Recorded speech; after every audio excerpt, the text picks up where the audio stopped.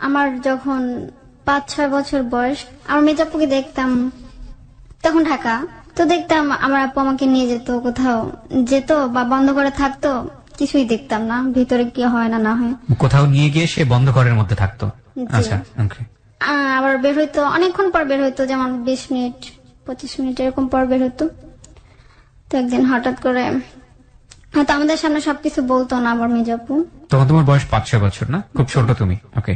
হঠাৎ একদিন আমার আম্মুর সাথে খুব ঝগড়া, রাত 8-9 হবে এরকম। তো আমার ঘুম ভেঙে যায়, তো বলতেছে আর কতদিন করবো আমি এরকম, আমাকে কি বিয়ে দিবা না? তো আম্মু বলতো যে তোদের ভালোর জন্যই তো করি, তোদেরকে বিয়ে দিতে হবে, মানে এই সমস্ত কথা বলতো। তখন আমি কিছু বুঝতাম না। পড়াশোনা করতে ওই সময়টাতে তুমি? জি, পড়াশোনা করতাম। আচ্ছা। তখন আমার মানে আব্বু আসা যাওয়া করতো, 5-6 মাস পর পর আসতো, বাড়ির জাহাজে চাকরি করতো উনি। 5-6 মাস পর পর উনি আসতো। আমার এক কাকা ছিল, নাম ছিল বাবুল। তো আমার বাবা ওনাকে খুব সম্মান করতো। তো আমার বাবা নাকি ওনার কাছ থেকে কিছু টাকা ধার নেয়। কার কাছ থেকে ধার নেয়? ওই কাকার কাছ থেকে। ওই কাকার কাছ থেকে? সে কাকাটা আসলে কি মধ্যবাড্ডাতেই থাকতো? হ্যাঁ, মধ্যবাড্ডা স্থানীয়। মধ্যবাড্ডার স্থানীয়, তোমাদের বাসায় যাতায়াত ছিল? হ্যাঁ। তারপর আসতো যেত। তো আমার কাকা তো পড়াশোনা জানতো না, উনি হঠাৎ একদিন বলে কি, ট্রেন আমি বিদেশ যাব, তো আমি তো আমার নিজের নাম লিখতে পারি না, আমি কি করে লিখবো?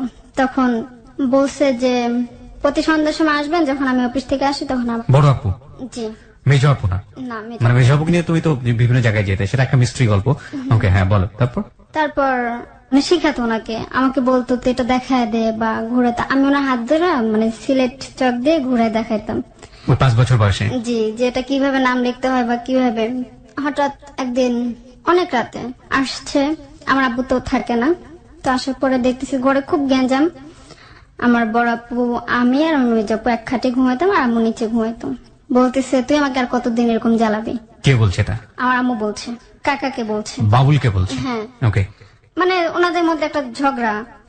তো বলতেছে আমি, আমার মুখে তুই করে বলতো যে আমি তোর জামার কাছে টাকা পাবো, তুই তো আমাকে এগুলো করছিস বা তুই আমাকে অফার দিছিস, আমি কি তোর সাথে কিছু জোর করে করছি নাকি?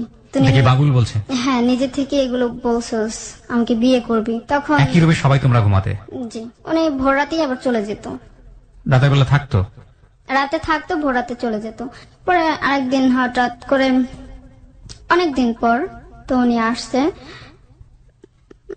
রাত 11টা 11:30 দিকে আসছে। তো বলতিছে মিম, আমার ছোট বোন তখন প্রেগনেন্ট আমার আম্মুর। জি, পেটে? জি। তখন উনি আসছে, আসার পরে আমার আব্বু আছে তখন, তো মশারি টানানোর নিচে। তো আমার আব্বু আমার আম্মুর থেকে আলাদা থাকতো, যেহেতু আমার বড় আপু আছে বা আমার মেজ আপু আছে। আমি কিছু বুঝি না, আমি ওনাদের সাথে ঘুমাতাম। তো এর মধ্যে বলে রাখি, আমার ভাই ছিল, আমার ভাই, আমি, আমার আব্বু মা একসাথে ঘুমাতাম। কয় ভাই বোন ছিল তোমরা? আমরা 4 বোন 1 ভাই। 4 বোন 1 ভাই। ভাই সবার ছোট? জি। ওকে। ভাই সবার ছোট, আমার ছোট। তোমার ছোট। আর মিম তখন পেটে? মিম তখন পেটে। তারপর উনি আসে, আসার পরে দরজা খুলছে আমার আব্বু। তো দরজা খুলছে, তো আব্বুকে বলতেছি তুই এখন বের হ। তুই এখন বের হ মানে হচ্ছে তোমার বাবাকে বাবুল বলছে তুই এখন বের হ? তোমার বাবা কি তখন আরেকটা বিয়ে করেছিল? না, তখন কোনো বিয়ে করে না। তোমার মাই তোমার বাবার ফার্স্ট ওয়াইফ ছিল? জি। ওকে। মানে উনি মারে, আমার আব্বু দেখলাম কান্নাটানা করে, তো আমরা কান্নাটানা করতেছি। তারপর আমার আব্বু ওখান থেকে চলে যায়। ওই সময় মানে ওই অবস্থায় চলে যায়। আমার আব্বুকে যখন মানে তলপেটে লাথি মারা হয়, তখন আমার আব্বুর লঙ্গিটা খুলে যায়। তো আমার আব্বু নাকি ওখানে একটা ব্যথা পায়, মানে তারপর ওখান থেকে চলে যায়। তো এর মধ্যে আমাদের মিম হয়, কিন্তু আব্বুর কোনো 5-6 মাস কোনো যোগাযোগ ছিল না, কোনো খোঁজ খবর ছিল না। তো আমার দাদি হঠাৎ একদিন ফোন দিয়ে বলে কি, এরকম এরকম হারুন অ্যাক্সিডেন্ট হয়েছে, তো খুব সিরিয়াস অবস্থা। হারুন তোমার বাবার নাম? জি। ও মারাও যেতে পারে। তো এভাবে বলছে। তো আমার আম্মু কি করলো, তাড়াতাড়ি করে সবকিছু গুছিয়ে টুছিয়ে বাড়িতে চলে গেল। বাড়িতে যাওয়ার পরে আব্বু বলতেছে যে আমি তোমাকে মিথ্যা কথা বলে নিয়ে আসছি। আমার আব্বু কিছুটা জেনে যায় যে আমার আম্মু এই সমস্ত কাজে জড়িত আছে বা কিছু একটা। তো এখন আমাদের বাড়িতে কোনো ঘর ছিল না, তখন ঘর উঠাচ্ছে, নতুন ঘর উঠাচ্ছে। আমরা দাদির ঘরেই থাকি একসাথে। এর মধ্যে ঘর উঠানোর পরে আবার আমাদেরকে মানে আমাকে স্কুলে ভর্তি করে দিছে। মিম ছোট, রিমন আমার ভাই তখন মানে কিছু বুঝে না। আব্বু আম্মুকে একটা মোবাইল কিনে দেয় যে আমি তো ঢাকা থাকবো, কথা টথা বলার জন্য। মানে তখন দেখা যাচ্ছে দেশ গ্রামের কোন ওয়াইফাই মানে মোবাইল ফোন ইউজ করে না। ফোন আসলো, দেখা যায় অনেক দূর থেকে একজন নিয়ে আসছে যে তোর ফোন আসছে, তুই ফোন দে, অনেক দূর থেকে। তো এরই মধ্যে আব্বুর একটা ফ্রেন্ড উনি আসে, সবার সাথে পরিচয় টরিচয় করায় দেয়, একদিন থাকে। তো একদিন থাকার পরে আমার আম্মুর কাছে নাম্বার ছিল ওনার, ওই কাকাটা আম্মুর সাথে সবসময় কথা বলতো। কোন কাকা? ওই বাবুল? হিরণ কাকা। হিরণ কাকা? জি, আমার মানে আব্বুর তোমার বাবার বন্ধু। পরিচিত এক ফ্রেন্ড, সে তোমার মার সঙ্গে কন্টিনিউ কথা বলতো। তার এরই মধ্যে ওই ফোন থেকে আমার আপু একটা রং নাম্বারে ফোন দিয়ে ফেলে, মানে দুষ্টামি করতে করতে রং নাম্বারে চলে যায়। নাম ছিল শাহিন, যশোর বাড়ি, ডাক্তার ছিল। তোর সাথে সম্পর্ক হয়, সম্পর্ক হওয়ার পরে ওর সাথে কথা হয়। তো আমি একদিন মাদ্রাসা থেকে আসছি, আসার পরে তোমাকে মাদ্রাসায় পড়াতো? জি, মাদ্রাসাতে পড়তাম। তো আসার পথে দেখতেছি আমার এক চাস্তো বোন বলতেছে যে তোর বোনের পা পুড়ে গেছে, ওর সিরিয়াস অবস্থা।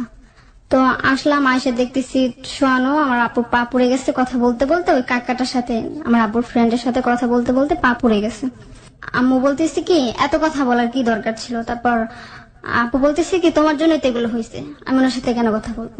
এর মানে তুমি কয়েকদিন একটা, পর- আমরা যেটা বুঝতে পারছি যে তুমি ছোটবেলায় এই জিনিসগুলো নিয়ে অনেক কনফিউশনে থাকতা, অনেক বেশি প্রশ্ন জাগতো মনের মধ্যে যে কেন এরকম হচ্ছে চারপাশে, তুমি কোনো জি। উত্তর খুঁজে পেতে না, তাই তো? জি। আমরা কিছুটা হলেও বিষয়টা পরিষ্কার হবার ব্যাপার আমাদের জন্য রয়েছে, কারণ আমরা বুঝতে পারছি স্টোরিটা কোন দিকে যাবে।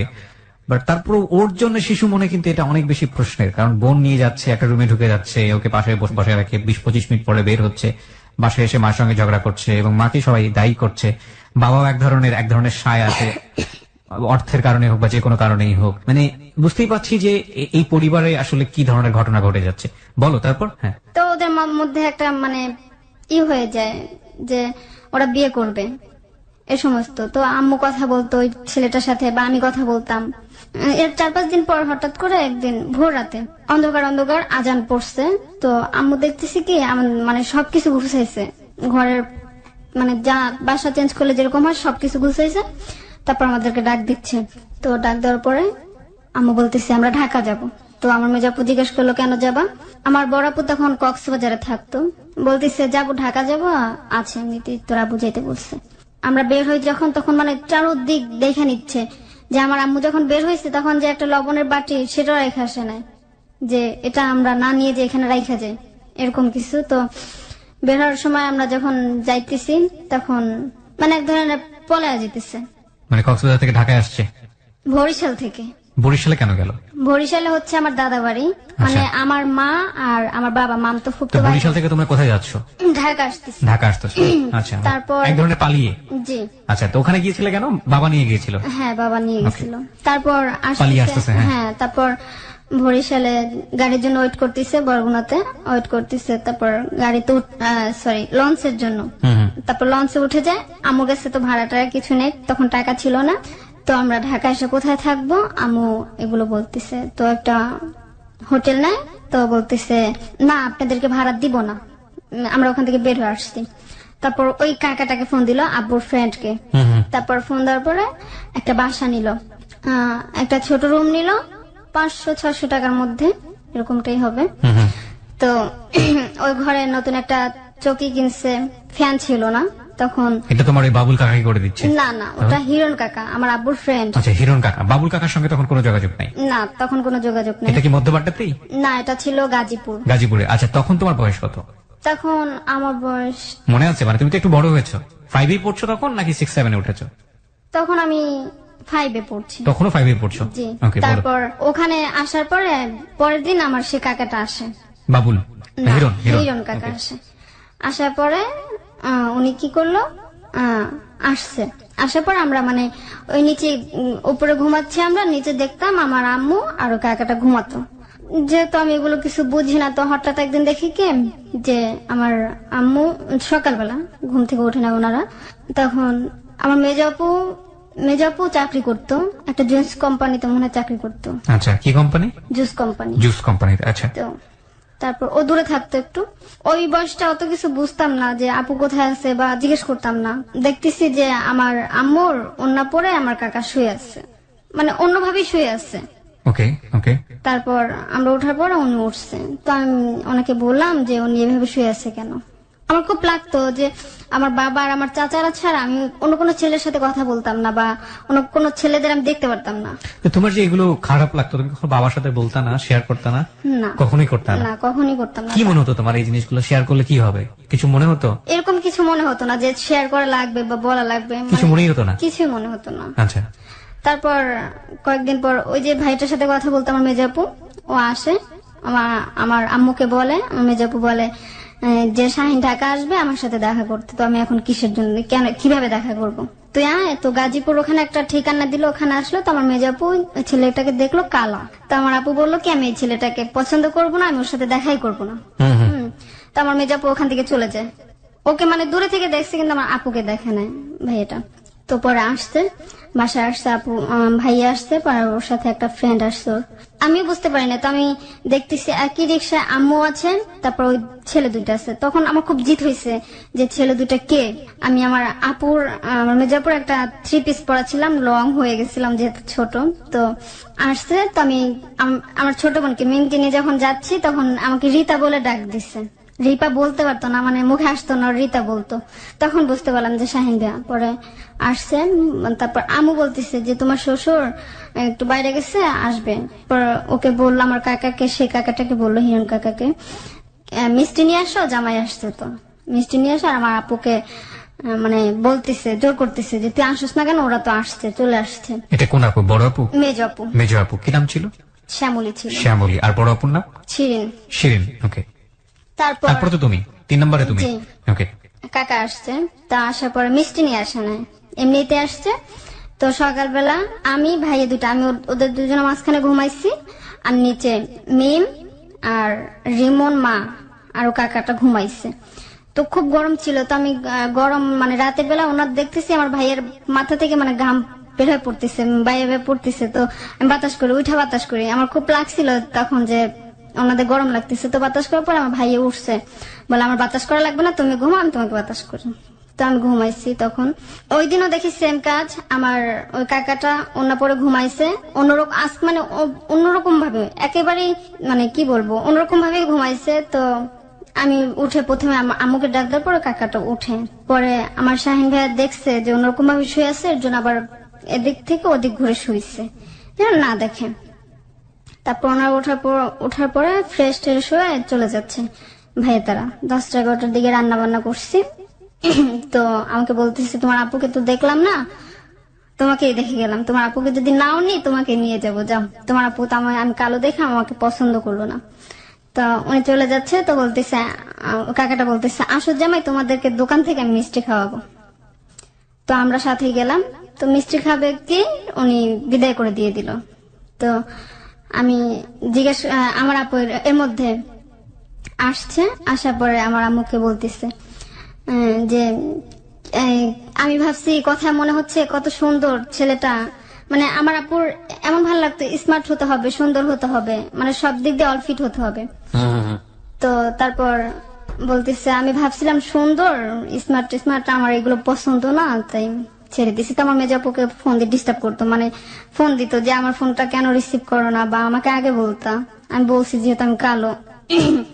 তারপর আমার সাথে এগুলো নিয়ে তর্ক হয়। তুই যে আমার আম্মু বলতেছে তুই সেদিন আসলি না কেন, ওরা আসছে শুধু শুধু ঘুরে গেছে। তো মানে কোথায় ছিল আপনার বোন? কোথায় ছিল? আমার বোন যেখানে চাকরি করতো সেখানেই থাকতো একটা মেয়ের সাথে। আচ্ছা আচ্ছা, মেসেই থাকতো। জি। তারপর মানে ওখান থেকে আপু বলতেছে, আম্মু বলতেছে যে তোর জন্য আমি ঢাকা আসলাম। বলতেছে আপু তখন বলতেছে আমার জন্য ঢাকা আসছো মানে, আমার জন্য তুমি কেন ঢাকা আসবা? তখন বলল যে তোর জন্যই তো ঢাকা আসলাম, তুই ওকে বিয়ে করবি বা করবি, তোর জন্য আমি সংসার টংসার ছেড়ে সবকিছু ছেড়ে চলে আসলাম। তো আপু তখন ডাইরেক্টলি বলে দিল যে আমার জন্য আসছো না হিরণের জন্য আসছো। তখন আমার মেজাপু মানে ওনার বিরুদ্ধে কথা বলতো। এখানে ঝগড়া টগড়া হয়ে যায়, যাকে এখানে যায়। তারপর আমরা আবার মধ্যবাড্ডা আসি। ওই বাবুল কি করে যেন জানে যে আমরা ঢাকা আছি বা গাজীপুর আছি, তখন আমাদের রিমন ওকে নিয়ে যায় চুরি করে এক ধরনের। রিমন মানে? আমার ছোট ভাই। ছোট ভাইকে নিয়ে যায় হিরণ? না, বাবুল কাকা। বাবুল কাকা চুরি করে নিয়ে যায় তোমাদের বাসা থেকে? 2 দিন পরে ফোন দিয়ে বলে আমি ওকে নিয়ে আসছি, তোরা মধ্যবাড্ডায়, নয়তো আমি ওকে দিব না। তারপর আমরা সবাই মধ্যবাড্ডা যাই। তো আমাদের বাসা টাসা নিয়ে দেয়, আমি হয়তো কিছু জানতাম না, হয়তো গাজীপুর থেকে মধ্যবাড্ডাতে যেতে হ্যাঁ হলো আবার। মতবাড্ডা তো এর মধ্যে আমার আব্বুর সাথে কথা হয়, বলে আমরা ঢাকা চলে আসছি, বাড়িতে খুব কষ্ট হচ্ছে। তো আমার আব্বু বলছে যে আমি তোকে কোন দিক দিয়ে কোন দিই, যে তোর কোন দিক দিয়ে কষ্ট হয়। এমনি তোমার মার বাড়ি ছিল কোথায়? আমার মার বাড়ি কক্সবাজার। মার বাড়ি কক্সবাজার। আচ্ছা, তোমার মা ঢাকায় কেন আসতো বলো তো? সে কি ঢাকায় এসে কিছু করতো, কোনো কাজকর্ম করতো? না, কোনো কাজ করতো না। ঢাকা আসছে হয়তো বাবুলের কারণে, নয়তো হিরণের কারণে। আমার যতটুকু মনে হয় যে ওই হিরণের কারণেই ঢাকা আসছে। তারপর ওই আপুর সাথে যখন সম্পর্ক হয় ছেলেটার, তখন আব্বু বলে কি যে ওর সাথে আমার মেয়ে বিয়ে দিব না, খান গোষ্ঠীর ছেলে ভালো না বা খারাপ হয়। তো এর মধ্যে আমার আম্মু আব্বুর মধ্যে একটা ঝগড়া হয়ে যায় যে কেন বিয়ে দিবা না, আমার মেয়ের পছন্দ হয়েছে এখন বিয়ে দিবা না। তো আমার ওই যে বাবুল কাকা, উনিও রাজি ছিল না, বিয়ে দিবে না। তো ওরা কি করতো, একদিন আমার সেই তালুই বাবা আমার দুলাভাইকে বের করে দেয় ঘর থেকে, ঝগড়া করে বের করে দেয়। তো আমাকে বলতেছে, আমার বড় আপু আবার আমার সাথে, আমার মেজাপুর সাথে সবকিছু শেয়ার করতো, আমার মার সাথে কিছু বলতো না। আমরা ঘুমাচ্ছি, তো রাত 12টার দিকে ওকে নিয়ে আসছে, আমার দুলাভাইকে নিয়ে আসছে। তারপর আমাদের সাথে ঘুমাইছে, একসাথে ঘুমাইছে, আর ভোর হওয়ার আগে পাঠিয়ে দিচ্ছে। এরকম 2 দিন আমাদের ঘরে আসছে, খাইছে, কিন্তু কেউ বলতে পারবে না, আমরা 3 জন ছাড়া। তারপর এর মধ্যে ওনাদের মানে এলাকার একটা লোক ছিল, উনি ধরে বিয়ে দিয়ে ফেলে আমার আপু আর দুলাভাইকে। মানে কি দুজনকে হয়, একসাথে বিয়ে দিয়ে হ্যাঁ বিয়ে দেয় কিভাবে, যে আমার দুলাভাই যখন গার্মেন্টস থেকে আসতেছিল, আমার বড় আপু একসাথে ওদেরকে নিয়ে যায়, বিলের মাঝখানে নিয়ে বাইধে রাখে আমার সে বাবুল কাকা। আমার দুলাভাইকে বাইধে রাখার পরে মারধর করে। তো তুই শিরিনকে ভুলে যাবি কিনা, তো বলতেছে না আমি ওকে ভুলবো না। শিরিন মানে তোমার বড় বোন? জি, আমার বড় আপু। তো ওর হাত কেটে ফেলে, বলে তোর হাতে রক কেটে ফেলবো, তোকে এখানে মাইরে ঝুলাই রেখে যাবো। তো এখান থেকে এই পর্যন্ত হাত কেটে ফেলে। তো কাটার পরে তারপর বলতেছে আমি ওকে বিয়ে করবো, তারপর ছাইরা দেয়। তারপর ও আমার দুলাভাইয়ের আব্বু বুঝাইলো যে কি হবে। তারপর ওনাদের মানে আমরা কেউ জানি না, ওনাদের সপরিবার সব জানে যে বিয়ে হচ্ছে। তারপর বিয়ে টিয়ে করার পরে আসছে, আমাদেরকে বলতেছে যে বিয়ে তো করাই ফেললাম, এরকম এরকম। তো তারা কি করলো, এর মধ্যে আবার বিয়ে টিয়ে করার পরে সে আমার বড়াপুর শ্বশুর বলতেছে কি আমি তোদেরকে ঘরে উঠাবো না, তোরা তোদের রাস্তা দেখাই দিছি, যেহেতু মেয়ের জন্য পাগল হয়ে গেছিস, তো এবার তুই তোর রাস্তা দেখ। তো আমার দুলাভাই বলতেছে আমি হঠাৎ করে কোথায় যাবো, আমাকে 1 মাস থাকার জায়গা দাও, তারপর আমি আমার বউ নিয়ে সেটেল হয়ে যাব। তারপর বের করে দিল। পরে কি করবে, পরে আমাদের বাসায় আসছে 2 মাস। আমার আপু মানে বড় আপু কোনো কাজ করে না 2 মাস আমার মেজাপু শুধু চাকরি করতো, খাওয়াতো, সবকিছু সব ওই করতো। পরে তারপর আমাকে আর আমার ছোট ভাইকে রিমনকে দেশে পাঠিয়ে দিল, মানে দেশে দিয়ে আসলো। দেশে দিয়ে আসার পরে এর মধ্যে মিম আম্মু ওরা একা একা থাকে। আমার বড়াপুর বিয়ে হয়ে তো গেল। তারপর এর মধ্যে আবার আমার মেজাপুর বিয়ে হয় কিভাবে, যে আমরা একদিন বাজারে যাচ্ছি, তো রাস্তার মধ্যে অনেকগুলো টমেটো ছিঁড়ে পড়ে গেছে, মানে হাসাহাসি করতে করতে পড়ে গেছে। তখন টমেটো গুলো টোকাইতেছে, তখন আমার মেজো দুলাভাই দেখে আমার আপুকে। দেখার পরে আমার মানে আপুকে অফার করে কিরকম, যে আমার আপু বাসা চলে গেছে, কিভাবে যেন আম্মুর ফোন নাম্বার Somehow তারা যোগাযোগ করেছে, এবং তারা কি নিজেরাই বিয়ে করেছে? কম, আমার মেজো আপুকে জোর করে বিয়ে করছে ছেলেটা, মেজপুকেও জোর করে বিয়ে করলো? জোর করে বিয়ে করলো। আচ্ছা, তারপর বললো যে আপনার মেয়েকে আমার পছন্দ, ওকে কি বিয়ে দিবেন কিনা। আমার মা এরকম যে আমার মা একটু লুবি টাইপের। তো আমার মা বলে আমার মেয়েকে যদি বিয়ে করতে হয় তো কথা বলবি কি দিয়ে, মানে এইভাবে এরকম আচরণ করতেছে, আমাদের সামনে বসে বলতো। তো ওই দিন মানে একটা ফোন কিনে দিয়ে যায় আপুকে, যে এটা তোমার জন্য। তারপর আবার বলে আমার মেয়েকে বিয়ে করতে হলে এত টাকা দিতে হবে, এটা করতে হবে। পরে আমার দুলাভাইকে দেখতাম যে 10,000 20,000 টাকা দিত, অনেক টাকা দিত আমার আম্মুকে। আর সবাই বলতো মানে ওই এলাকার ওকে সবাই চিনতো, তো বলতো ছেলেটা খুব ভালো, সাংবাদিকের গাড়ি চালায়, এই সমস্ত সব বলতো। তো যখন বিয়ে করবে তখন বলে আম্মু আমি শ্যামলীকে বিয়ে করে আমি চলে যাব। বলতেছে ওকে নিয়ে চলে যাবো, মানে ওকে নিয়ে চলে গেলে আমি কি করব। তো বলতেছে আচ্ছা ঠিক আছে আমরা এখানে থাকবো কয়েকদিন, তারপর যাব। তো আমার দুলাভাই ছিল 1 ব্যাপার 1 ছেলে 2 মেয়ে ছিল, শুধু একটা ছেলে ছিল। তারপর ওরা জোর করে একদিন বিয়ে করে নাকি, যে কাজে বিয়ে পড়াবে সে বলতেছে আমি মেয়েকে বিয়ে দিব না, মানে বিয়ে পড়াবো না, মেয়ে ছোট। তখন নাকি পিস্তল বের করছে যে তুই বিয়ে পড়াবি না তাহলে আমি তোকে মেরে ফেলবো, এইভাবে নাকি জোর করে একটা বিয়ে করছে। তার আগে কি তোমার মেজ বোনের সঙ্গে তুমি বিভিন্ন জায়গায় বেড়াতে যেতে এই সময়টাতে? হ্যাঁ। মানে উনি যেত এবং ঘরের মধ্যে তুমি বাইরে থাকতা, উনি ঘরের ভিতর থাকতো। আচ্ছা, তারপর আমরা দেখতে গেলাম। আপু ওই দিন বিয়ে টিয়ে করার পর ওই বাসা থেকে চলে আসছে, মানে যে বাসা বিয়ে হয়েছে সে বাসা থেকে চলে আসছে। চলে আসার পরে এখন আপু বলতেছে কি, আমি কি তোর কাছে বিয়ের জন্য কান্না করছিলাম, না আমার স্বামীর দরকার ছিল, না আমি এটা ছাড়া থাকতে পারবো না, আমরা ঘুমাচ্ছি রাতে। তো বলতেছে আমি কি বিয়ে দিছি নাকি, তুই বিয়ে করছিস কেন? বলতেছে তুমিই তো বিয়ে দিছো, তুমি আমার কাছ থেকে টাকা খেয়েছো, তাহলে আমাকে জোর করে বিয়ে করবে না? ওর একটা ক্ষমতা আছে যে আমি তোর মাকে টাকা দিছি বা এই দিছি, তুই এখন বিয়ে করবি না কেন, টাকা খাইছিস? তো আমার আপু কান্না করতেছে যে আমি কি করলাম এটা। আপু বলতেছে তুমি আমাকে দিয়ে খারাপ কিছু করাবা, আবার আমাকে দিয়ে জোর করে বিয়ে করাবা, তুমি কি টাকা ছাড়া জীবনে কিছু বুঝো না, এগুলো বলতেছে। তারপর আমার দুলাভাই আসছে, দুলাভাই আসার পর বলতেছে কি শ্যামলী আমি আলাদা বাসা নিয়েছি, চলো আমরা আলাদা বাসা যাই। তো আম্মুকে কিছু টাকা দিছে, যেমন 5,000 টাকা দিছে। আম্মু শান্ত, কিছু জানে না, এটা আমার মেয়ে কি না কে কিছু জানে না, যাও তোমাদের মধ্যে যা হয় তোমরা বুঝো, আমি নাই এর মধ্যে। তো আমার মা হচ্ছে এরকম। তো তারপর টাকা দেওয়ার পরে আমার আপুকে নিয়ে গেল, দেখলাম আমার আপু কান্না করতেছে। তো আমাকে বলতেছে চল আমার সাথে চল। ওকে। তো আমাকে নিয়ে গেল, বলল থাক। তো ভাইয়া দেখি কি আনতে গেছে, আমার ভাই আবার নতুন বাসা যেহেতু খাবার আনতে গেছে, রাতের বেলা খাবার আনতে গেছে। তো ভাই মানে দুলা ভাই? হ্যাঁ দুলা ভাই। ওকে। তারপর খাবার নিয়ে আসছে, তো নিয়ে আসার মধ্যে তখন কি তোমার বড় বোন তোমাদের থেকে আলাদা থাকে? জি আলাদা থাকে। তো আচ্ছা। এরই মধ্যে আপু বলতেছে কি ইস, ঘরের মধ্যে কি অবস্থা, সিগারেটের প্যাকেট ট্যাকেট মানে এগুলো বলতেছে। তো বলতেছে আয় ঘরটা ঘুষাই। তো অনেক বড় জাজিম ছিল। তো জাজিম আমরা দুই বোনে মানে আলগাইতে পারতেছি না, এক কোণা দিয়ে আমরা দুইজন আলগাইছি। তো আলগানোর পর দেখতেছি ওর মধ্যে পিস্তল মানে সবকিছু সব অস্ত্র সাজানো। মানে এটা তোমার মেজর দুলা ভাইয়ের ক্ষেত্রে ঘটনা? হ্যাঁ। তারপর আমার আপু কান্না করতেছে যে হ্যাঁ আমি কি করলাম, ও তো আমাকে মেরে ফেলবে। তো এভাবে ওখান থেকে আমরা সিঁড়ি থেকে নামতে নামতে দেখি আমার দুলাভাই উঠতেছে, আমার দুলাভাইকে ধাক্কা মেরে পরে নামে যায়। পরে আসার পরে আমার মার পা ধরে বলতেছে কি আমি তোর কাছে কি মানে কি চাইছিস তুই আমার কাছে, যে তোর এটা না দিলে এর জন্য তুই আমার একটা খারাপের কাছে বিয়ে দিলি বা আমার একটা সন্ত্রাসের কাছে বিয়ে দিয়ে দিলি, যে দেখ খুন খারাপি করে আমাকে মেরে ফেলবে। এগুলো আমরা দেখছি। তো আমার আপু আমার আম্মুর কাছে শুনতাম যে আমার মামারা নাকি এসব অস্ত্র বানাইতো। তো ও সবকিছুর নাম বলতে পারতো, আমার আপু কোন জিনিসটার কি নাম এগুলো বলতে পারতো। তো এসে বলে আমি এগুলো দেখছি। এর মধ্যে আমার দুলাভাই এসে শুনতেছে সবকিছু। দুলাভাই মানে মেজর দুলা ভাই? হ্যাঁ মেজর দুলাভাই এসে সবকিছু শুনতেছে। তো বলতেছে শ্যামলী, তো এখন আমার আম্মুর মানে আমাকে জড়াই ধরে বলতেছে যে আমি ওই ছেলের কাছে যাবো না। দুলাভাই বুঝাইলো যে আমি তোমাকে কেন মেরে ফেলবো, হয়তো তোমরা জানো না এরকম হয়েছে, আমি এরকম কিছু না, মানে আমার ফ্রেন্ড ওরে এগুলো সব ওর। তো বলে এখন যা খবর হয়ে গেছে, এখন তো তুমি আমার ওয়াইফ, চলো বাসায় চলো। বলতেছে না আমি বাসায় যাবো না, আমি আমার মার কাছে থাকবো। তো আমার আপু কান্না টান্না করে ভয়টা পায়। তারপর আমার দুলাভাই ওই দিন চলে যায়। তো বলতেছে থাকো, আপুকে কিছু টাকা দিয়ে যায়, আপু টাকা নেয় না, ডিলে মারে ফেলা দেয়, ওইরকমই আছে। ভাইয়া চলে যায়, বলে আমি গাড়িতে গেলাম।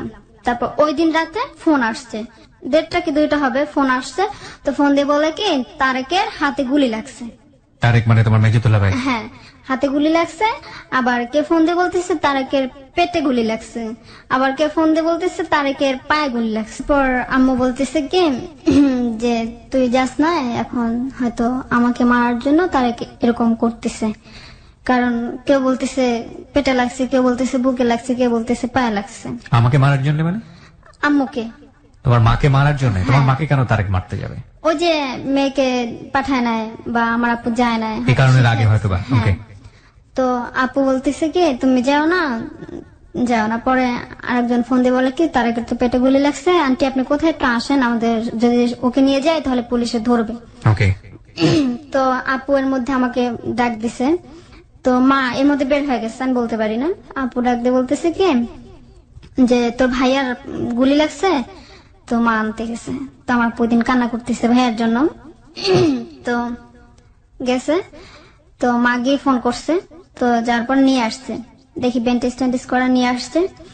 তো সত্যি সত্যি গুলি লেগেছে? হ্যাঁ সত্যি সত্যি গুলি লাগছে। কোথায় লেগেছিল? এখানে পেটে লেগেছিল। আচ্ছা। তো তারপর পেটের মধ্যে গুলি লাগার পরে ফোন করছে ওর ফ্রেন্ডদেরকে, আসছে। তারপর নিয়ে আসছে বাসায়, বলতেছে কি তুমি আমাকে অভিশাপ দিছো, এর জন্য আমার এই অবস্থা হয়েছে। আমি যদি মানে এটা তোমার বোনকে বলছে? হ্যাঁ আমার দুলাভাই বলতেছে। তারপর আপু চলে যায় এখান থেকে, ওর শ্বশুর বাড়িতে চলে যায়, থাকা শুরু করে ওর সঙ্গে। হ্যাঁ শ্বশুর বাড়িতে একেবারেই বাড়িতে চলে যায়, পাবনা ওর শ্বশুর বাড়ি। তো চলে যায়। তো আম্মুর সাথে কান্নাকাটি করে যে আমাকে তারেক নিয়ে যাচ্ছে, আমাকে তো আর কখনই আনবে না। আমরা এর মধ্যে যখন দেশে যাই দেশ থেকে আম্মুকে দেখতাম প্রতি বছর বছর আমাদের জন্য জামা কাপড় নিয়ে পাঠাইতো, নিয়ে আসতো। খুব ভালো লাগতো যে আম্মু নিয়ে আসছে। একদিন আমার চাচাতো বোন বলতেছে, রিপা তোর আম্মু আসছে ডাকে। যার পর দেখতেছে আমাদের জন্য জামা কাপড় নিয়ে আসছে। কিছুদিন পর ঈদ, মানে একা একা নীরব জায়গায় যে বলতেছি কি আমার সাথে ঢাকা যাবে, আমি বলতেছি কি আব্বু তো যাইতে দিবে না। তো বলতেছে না যেতে দিক, তুই খালি যাবি কিনা সেটা বল, তাহলে আমি তোকে নিয়ে যাবো। তো বলতেছে আচ্ছা ঠিক আছে যাম। পরে জামা কাপড় টামা কাপড় দেখায় আমার ফুপির মেয়ের জন্য জামা কাপড় নিয়ে আসছে, মানে সবার জন্যই টুকটাক নিয়ে আসছে। তো তারপর বলতেছে কি আমার দাদিকে বলতেছে, বলে মা আমি ওদেরকে ঢাকা নিয়ে যাব। বলতেছে কেন তুই ঢাকা নিবি, যে ঢাকা নিয়ে যাবি কেন, যদি হারুন অর্ডার দেয় তাহলে তুই নিয়ে যা। তারপর আমার আব্বুকে ফোন করে বলে আমি ওদেরকে বাড়িতে নিয়ে যাচ্ছি, ঢাকা নিয়ে যাচ্ছি কাদেরকে? আমাদেরকে। হুম হুম। তো বলতেছে না তুই পারবি না, ঢাকা নিতে পারবি না। এরই মধ্যে বলতে ভুলে গেছি আমার আব্বু বিয়ে হয়, তোমার আব্বু আরেকটা বিয়ে করে ফেলে? বিয়ে করে। আমরা তাদের ঘরেই আছি, মানে আমার ছোট আম্মুর সাথে থাকতাম তখন। কোথায় ছিল এটা? আমাদের গ্রামের বাড়িতে বরিশালে ছিল। ওকে। তো তারপর আমার ছোট আম্মু বারান্দায় বসে বসে তরকারি কাটতেছে। তখন আমার ছোট আম্মু বলে, তখন কোনো বাচ্চা কাচ্চা ছিল না, ওনার ছোট আম্মু বলে যে না ওরা যাবে না কেউ। একটা মেয়ে ছিল, এটা ওনার শ্বশুর বাড়িতেই থাকতো, মানে ওনার হাতে। ওনার আগে আরেকটা বিয়ে হয়েছিল? হ্যাঁ, মানে এর মধ্যে আমার আম্মু মানে সবার সাথে ঝগড়া শুরু করে দিছে, মানে বাজে ব্যবহার, দাও নিতেছে, বডি নিতেছে, মেরে ফেলবে সবাইকে। তো আমার দাদি তারপর অনেকক্ষণ পর, মানে 1-1.5 ঘন্টা পর ঝগড়া টগড়া হওয়ার পর বলতেছে, আমার দাদা বলতেছে যে তো তুই তোর মেয়েকে নিয়ে যাবি, তাহলে নিয়ে যা, তোর সাথে আর পারবো না, নিয়ে যা তুই ওকে। পরে মানে তোমাকে নেওয়ার কথা নিয়ে? হ্যাঁ, আমাকে আর আমার ছোট ভাইকে। রাইট। তারপর ওখান থেকে আমার আব্বুকে ফোন দিয়ে বলে, আমাকে বলে তুই শুধু বলবি আমি যাব না, সবকিছু আমি করবো। আমার মনের মধ্যে একটাই ছিল, আমার আম্মু অনেকদিন পর আসছে, আমি যাব। তো তারপর আব্বু যখন না করে তখন আমি বলে আমি যাবো না। তারপর আমার বলে যদি না যাস তাহলে মাইরে ফেলবো সবকিছু, এভাবে বলতেছে। তারপর আমি ভয় পেয়ে গেছি। একদিক দিয়ে আমিও খুশি যে আমি আম্মুর সাথে ঢাকা যেতেছি। জি। তারপর মা আমাদেরকে নিয়ে যায়। তো নিয়ে যাওয়ার মধ্যে আমার মামতো বোন আমাকে বলে কি, যখন যাব বের হচ্ছে বাসা থেকে, তখন বলে রিপা তুই তো যাইতেছস, তোকে আর ফেরত আনবে না কিন্তু হুম হুম হুম। তোর আম্মু। আমি বলতেছি কেন, আম্মু আবার দিয়ে যাবে। এই কথাটা বলছে আমার মামতো বোন, যে তুই যাচ্ছিস তোকে কিন্তু আর কখনো দিয়ে যাবে না। তা বলতেছে না দিয়ে গেলে না যাক, মানে কথা আমি পাত্তা দিলাম না। আচ্ছা। তো চলে গেলাম। আম্মু আবার এটা বলছে আমাদেরকে যে শিরিন ও আমার বড় আপু আমাদেরকে যাইতে বলছে নাকি। আচ্ছা। লাঞ্চের মধ্যে জিজ্ঞাসা করতেছি যে মা আপুকে আমাদেরকে যাইতে বলছে। তো বলে না তোকে শিরিন যাইতে বলে না। তো আমার ছোট মার ইচ্ছে ছিল কি বড় করে ঘর তুলবে। তখন আমার আব্বু গাছ টাছ কাটতে ছিল, বড় করে ঘর তুলবে। তারপর বলে ঘর তুলতে হবে, মাটি মুটি টানতে হবে, এর জন্য আমি তোকে নিয়ে আসছি। আচ্ছা। আমার আম্মু এটা বললো, এর জন্য নিয়ে আসছি, কষ্ট করতে হবে না। তখন আমি খুব খুশি, যে মানে একদিকে খুশি আবার অন্যদিকে বেজার হয়ে গেছে যে আপু আসতে বলছে, আবার এখন বলতেছে আপু যাইতে বলে নাই। তারপর যাওয়ার পরে আমরা গেছি, যাওয়ার পরে আমার গেছি মানে কি বরিশালে গেলে? বরিশাল থেকে ঢাকা যাচ্ছি। আচ্ছা। তারপর ঢাকা আসার পরে আম্মু কি করলো যে বস আমি বাজার টাজার নিয়ে আসি। তো আমাদেরকে বসায় রেখে গেছে। আসার পরে পরের দিন সকালবেলা আমরা খাওয়া দাওয়া করলাম। এরই মধ্যে আমার আম্মু প্রেগনেন্ট, কিন্তু আমরা বলতে পারি না। বলতে পারো না মানে? আমার মানে আব্বুকে ছাড়াই উনি প্রেগনেন্ট। তোমার বাবাকে ছাড়াই উনি pregnant? আমার আব্বু তখন ছিল না ওনার কাছে, বা আমার আব্বু বিয়ে এটা করে। তুমি জানলে কিভাবে? তুমি তো তখন অনেক ছোট। আমি যখন জানলাম তখন মানে বুঝতে পারলাম, মানে তার যখন বাচ্চা হবে তখন আমাকে বলছিল যে আমার বাচ্চা হবে। আমার মা আমাকে বলে ওকে। যে আমার তো বাচ্চা হইব, মানে এইভাবে বলে আমার বাচ্চা হবে। তো বলতেছি মানে আমি খুব খুশি বাবু হবে। তো আসার পরে সকাল হয়েছে, আম্মু চলে যায় কোথায় যেন, বলে আমি ডিউটিতে যাই। তো একটা লোক আসে, তা আসার পরে বলতেছে তোর মা কইরে, মানে আমাকে চিনে না শুনে না আমাকে তুই বললো। আমার এই জায়গাটা খুব খারাপ লাগছে। তখন তোমরা কোথায় থাকো? মধ্যবাড্ডাতে? হ্যাঁ, মধ্যবাড্ডাতে। আমার ভাই আমার পাশে দাঁড়ানো, বলে তোর মা কইরে। আমি বলতেছি জানি না কোথায় গেছে, মানে অন্যভাবে একটু কথা বললাম। তো বলার পরে তোর মা আসলে বলিস আমার জামা কাপড়গুলো ধুয়ে দিতে। এই লোকটাকে তোমরা চিনো না? চিনি না। হিরণ কাকাও না, বাবুল কাকাও না? না। তারপর মা আসার পর মাকে আমি ঝাড়ি দিয়ে বলতেছি তুমি ওনার কাপড় চোপড় ধোবা না, তুমি কিসের জন্য ধোবা, জামার মতো আচরণ করছে আমার সাথে, এটা কোন আচরণ। বলে উনি খুব ভালো লোক, কাকা ডাকবে। তো আমি আগে থেকেই ছেলে দেখতে পারতাম না, আমার কেমন যেন ভয় লাগতো ছেলে মানুষ দেখলেই, মন থেকে ছোটবেলা থেকেই। আমার ফ্যামিলির কাউকে ছাড়া আমি অন্য কাউকে দেখতে পারতাম না। আমি নাকি, আমার মনে নাই, আমার আম্মু তারা এখনো বলে যে আমি নাকি যখন ছোট, যে রাস্তা দিয়ে কোনো একটা লোক হেঁটে যাচ্ছে, ছেলে মানুষ হেঁটে যাচ্ছে, আমি দেখে নাকি ঘরে যাইতাম চিৎকার দিয়া যে ওই ছেলেটা আমাকে নিয়ে যাবে, এই সমস্ত কথা বলতাম। তো তারপর আমার আম্মু আসছে, তো আসার পর এগুলো শোনার পর উনি গেছে, যা জামা কাপড় ধুয়ে আসছে আর মনে হয় কিছু টাকা নিয়ে আসছে, যেমন 50 টাকা বা 100 টাকা এরকম টাকা নিয়ে আসছে, নিয়ে এসে বাজার করতেছে। আম্মু 50 টাকা বা 100 টাকা নিয়ে আসছে, বাজারে গেছে। তো আমাকে বলতো, মাঝে মাঝে বলতো যে কাকার জন্য সিগারেট নিয়ে আস। আমার মানে সিগারেট আনলে বা আমি দেখতেছি সিগারেট নিয়ে আসছে, আমার হাত থেকে ঘ্রাণ বলতেছে, আমার ঘিন লাগতেছে, আমার বমি চলে আসতেছে, আমার কাছে খুব খারাপ লাগতো। আবার রান্না করতাম, বলতো কাকাকে তরকারি দিয়ে আস। উনি একা থাকতো, ওনার ওয়াইফ বাড়িতে থাকতো, ওনার ঘরটা আমি ঘুষাই দিতাম, মানে একটা একলা ছেলে যেভাবে থাকতো অগোছালো থাকতো ঘরটা, আমি ঘুষাই দিয়ে আসতাম, ঝাড়ু দিয়ে আসতাম। তো একদিন রাতে ঘুম থেকে উঠায় বলে যে তোর কাকার একটু তরকারি রাঁধছে, একটু দিয়ে আস ওকে। তো আমি ওর তরকারিটা নিয়ে গেছি, এর মধ্যে কাকার সাথে ফ্রি হয়ে যায় যে এখন আর অন্য কেউ না, আমার কাকা। এই কাকার নাম কি ছিল? কাকার নাম ছিল হুমায়ুন। আচ্ছা, মানে তরকারিটা আমাকে দেয়, আমি যাই, তো কাকা কি করলো, দরজা খুলে দিল। তারপর দেখলাম কি, কাকা বললো তুই বস, আমি আসতেছি। তো আমি আবার, ওনার 2 রুম ছিল, মানে একটা বারান্দার মতো ছিল আর একটা রুম ছিল। তো আমি ও বারান্দার মধ্যে মানে অন্য জিনিসপত্র ছিল, যেখানে তরকারিটা রাখার কোনো জায়গা ছিল না। তারপর আমি তরকারিটা ঘরে নিয়ে যাই। তারপর আমাকে তরকারিটা রাখলাম আমি, তো রাখার পর উনি কি করলো, মানে ওনার রুমের দোনোটা রুমের একটা সুইচ দিয়ে দোনোটা বাতি বন্ধ হতো, তো উনি বাতি অফ করে দিয়ে গেল, দরজাটা বন্ধ করে দিয়ে গেল। তো আমি অন্ধকারে কিছুই দেখতেছিলাম না। ওনার ঘরে একটা থাই গ্লাস ছিল, তখন ওই গ্লাস সম্বন্ধে আমি কিছু বুঝিও না, যেটা কি করে খুলে বা কি করে বন্ধ করে। তো আমি তো মানে ওই গ্লাসটা তাকাইতেছি আর বলতেছি আমাকে দরজাটা খুলে দেন কেউ, মানে কারেন্ট চলে গেছে। তো আমি দরজাটা অনেক টাকাইলাম, খুলতেছে না। তো আমি এর মধ্যে মানে কান্না করতে করতে ঘুমায় যাই। অনেক রাতে আমার মনে হলো, অনেক রাতে উনি আসছে। আসার পর আমার আবার এমনই ছিল যে আমার গায়ের মধ্যে কেউ হাত দিলে আমি বুঝতে পারতাম, আমার ঘুম ভেঙে যেত। আসার পরে উনি আমার গায়ে হাত দিছে, তখন আমি ভয় পেয়ে মানে চুপ করে শুয়ে আছি, মানে কিছু না বলে। তখন উনি আমার সাথে জোর জবরদস্তি করলো, এটা করবে। তারপর আমি খুব কান্নাকাটি করলাম যে উনি। তখন তুমি কোন ক্লাসে পড়ো? তখন আমি ক্লাস 6-এ পড়ি। ক্লাস 6-এ পড়ো। ওই দিন রাতে আর কিছু করলো না, আমাকে বকাবকি করলো বা আমাকে জড়াজড়ি করলো, মানে এটা করার জন্য। তখন আমি খুব কান্না করতেছিলাম, জোরে জোরে চিল্লাইতেছিলাম। ওই দিন রাতে আমাকে ভোরাতে দিয়ে আসে। আমাকে পরের দিন সকালবেলা আমি মাকে বলতেছি কি, তুমি এটা কার সাথে আমাকে কার কাছে দিলা, বলতেছি আমি লোকটা খুব খারাপ। বলতেছে, আম্মু বলতেছি কি ভালো মানুষের কাছে দিই তো, তাই ভালো লাগে না। তো ওই দিন দুপুরবেলা আম্মু বলতেছে কি, তোর কাকা যাইতে বলছে 50 টাকা নিয়ে আস, বাজার করবো। তো আমি বলতেছি আমি পারবো না, রিমনকে পাঠাও বা মিমকে পাঠাও, আমি যেতে পারবো না। তো আমাকে জড়াজড়ি করতেছে যাওয়ার জন্য। তারপর কি করলো, আমি আবার রিমনকে নিয়ে গেলাম। আম্মু আমাকে একা যেতে বলছে, তো আমি দেখলাম রিমন বের হয়েছে, ওকে ডাক দিয়ে নিয়ে গেলাম। তো ওকে সাথে নিয়ে গেছি, দেখো উনি আমাকে চুল ধরে মারলো। হুমায়ুন কাকা? হ্যাঁ, আমাকে এপাশে ডাক। ওনার কোনো ছেলে মেয়ে কেউ ছিল না বাসায়? না, ওর মানে সব ফ্যামিলি দেশে থাকতো, উনি একাই ব্যাচেলর থাকতো এখানে? ঢাকা থাকতো। তো তারপর উনি কি করলো, আমাকে ডাক দিল আলাদা ভাবে, মানে এমন ভাবে ডাক দিল যে উনি আমাকে কিছু বলবো না বা কিছু করবো না, আমার কাছে এমন মনে হয়েছে। তো ডাক দেওয়ার পর আমাকে চুল ধরে মারলো আর একটা কিস করলো। তখন আমার খুব খারাপ লাগছে। তো আসার পরে আমি বমি করছি, আমার মুখে কিস করছে, তো বমি করছি। তারপর কান্না করতেছি। তো আবার রিমন মাঝে মাঝে জিজ্ঞেস করতো, আপু তুমি কান্না করো কেন? তোকে কিছু বলতাম না। তারপর ও তো তখন বুঝতো না। তারপর ওকে নিয়ে যেতাম, যখনই ডাক দিত তখনই ওকে নিয়ে যেতাম। তারপর যেহেতু এটা হয়ে গেছে, আমাকে বলে আর আমি যাব না ইচ্ছা করে। তো আমি ঘুমানোর পরে আমাকে মা দিয়ে আসতো ওখানে, অনেক রাতে নিয়ে দিয়ে আসতো। আমি তো বলতে পারতাম না। তো একদিন রাতে আমি ঘুমাইছি, ওকে নিয়ে গেছে ওখানে।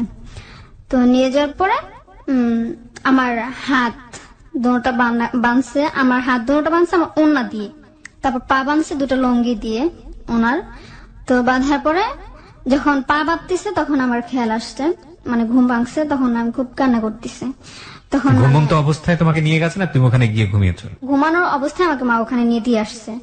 আচ্ছা আচ্ছা, জি। তারপর ওগুলো করলো, তারপর মানে হাত পা বাঁধলো, তারপর বাতি অন করছে। তখন আমার জামা খুলতেছে। তখন আমি খুব ছোট, যেহেতু সেরকম কিছু হয় নাই, তো আমি খুব কান্না করতেছি যে আমার কাছে খুব লজ্জা লাগতেছে যে আমার নিজের শরীর আমি দেখতেছি।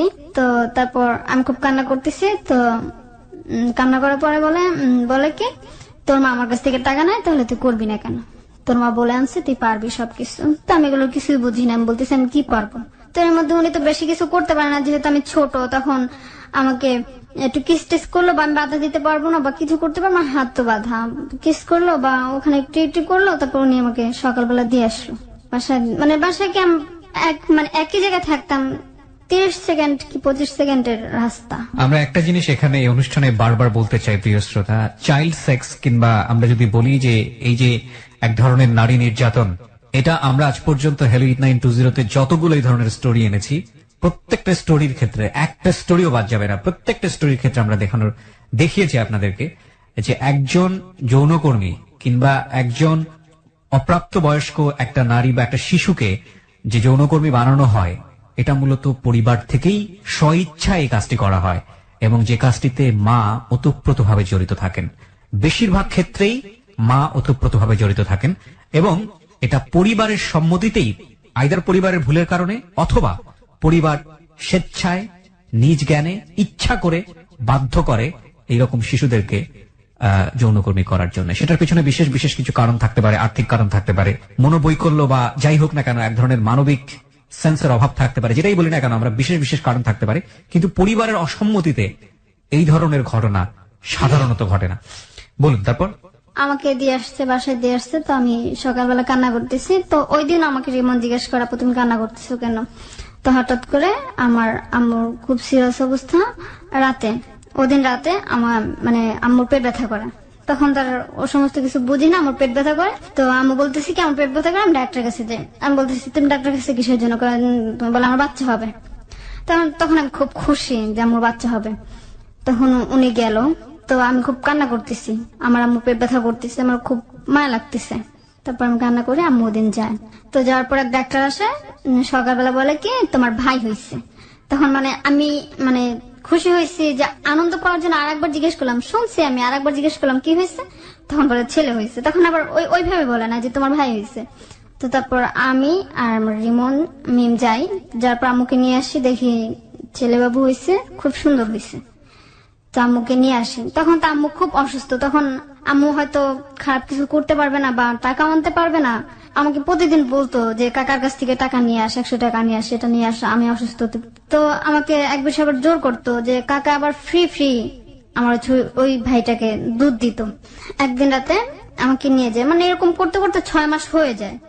6 মাস আমাকে বলতো তুই নিজে থেকে মানে এটা করার চেষ্টা কর বা ই করতে। আমার কাছে খুব খারাপ লাগতো যে তখন তুমি এগুলো করে করে টাকা নিয়ে আসতে বাসায়?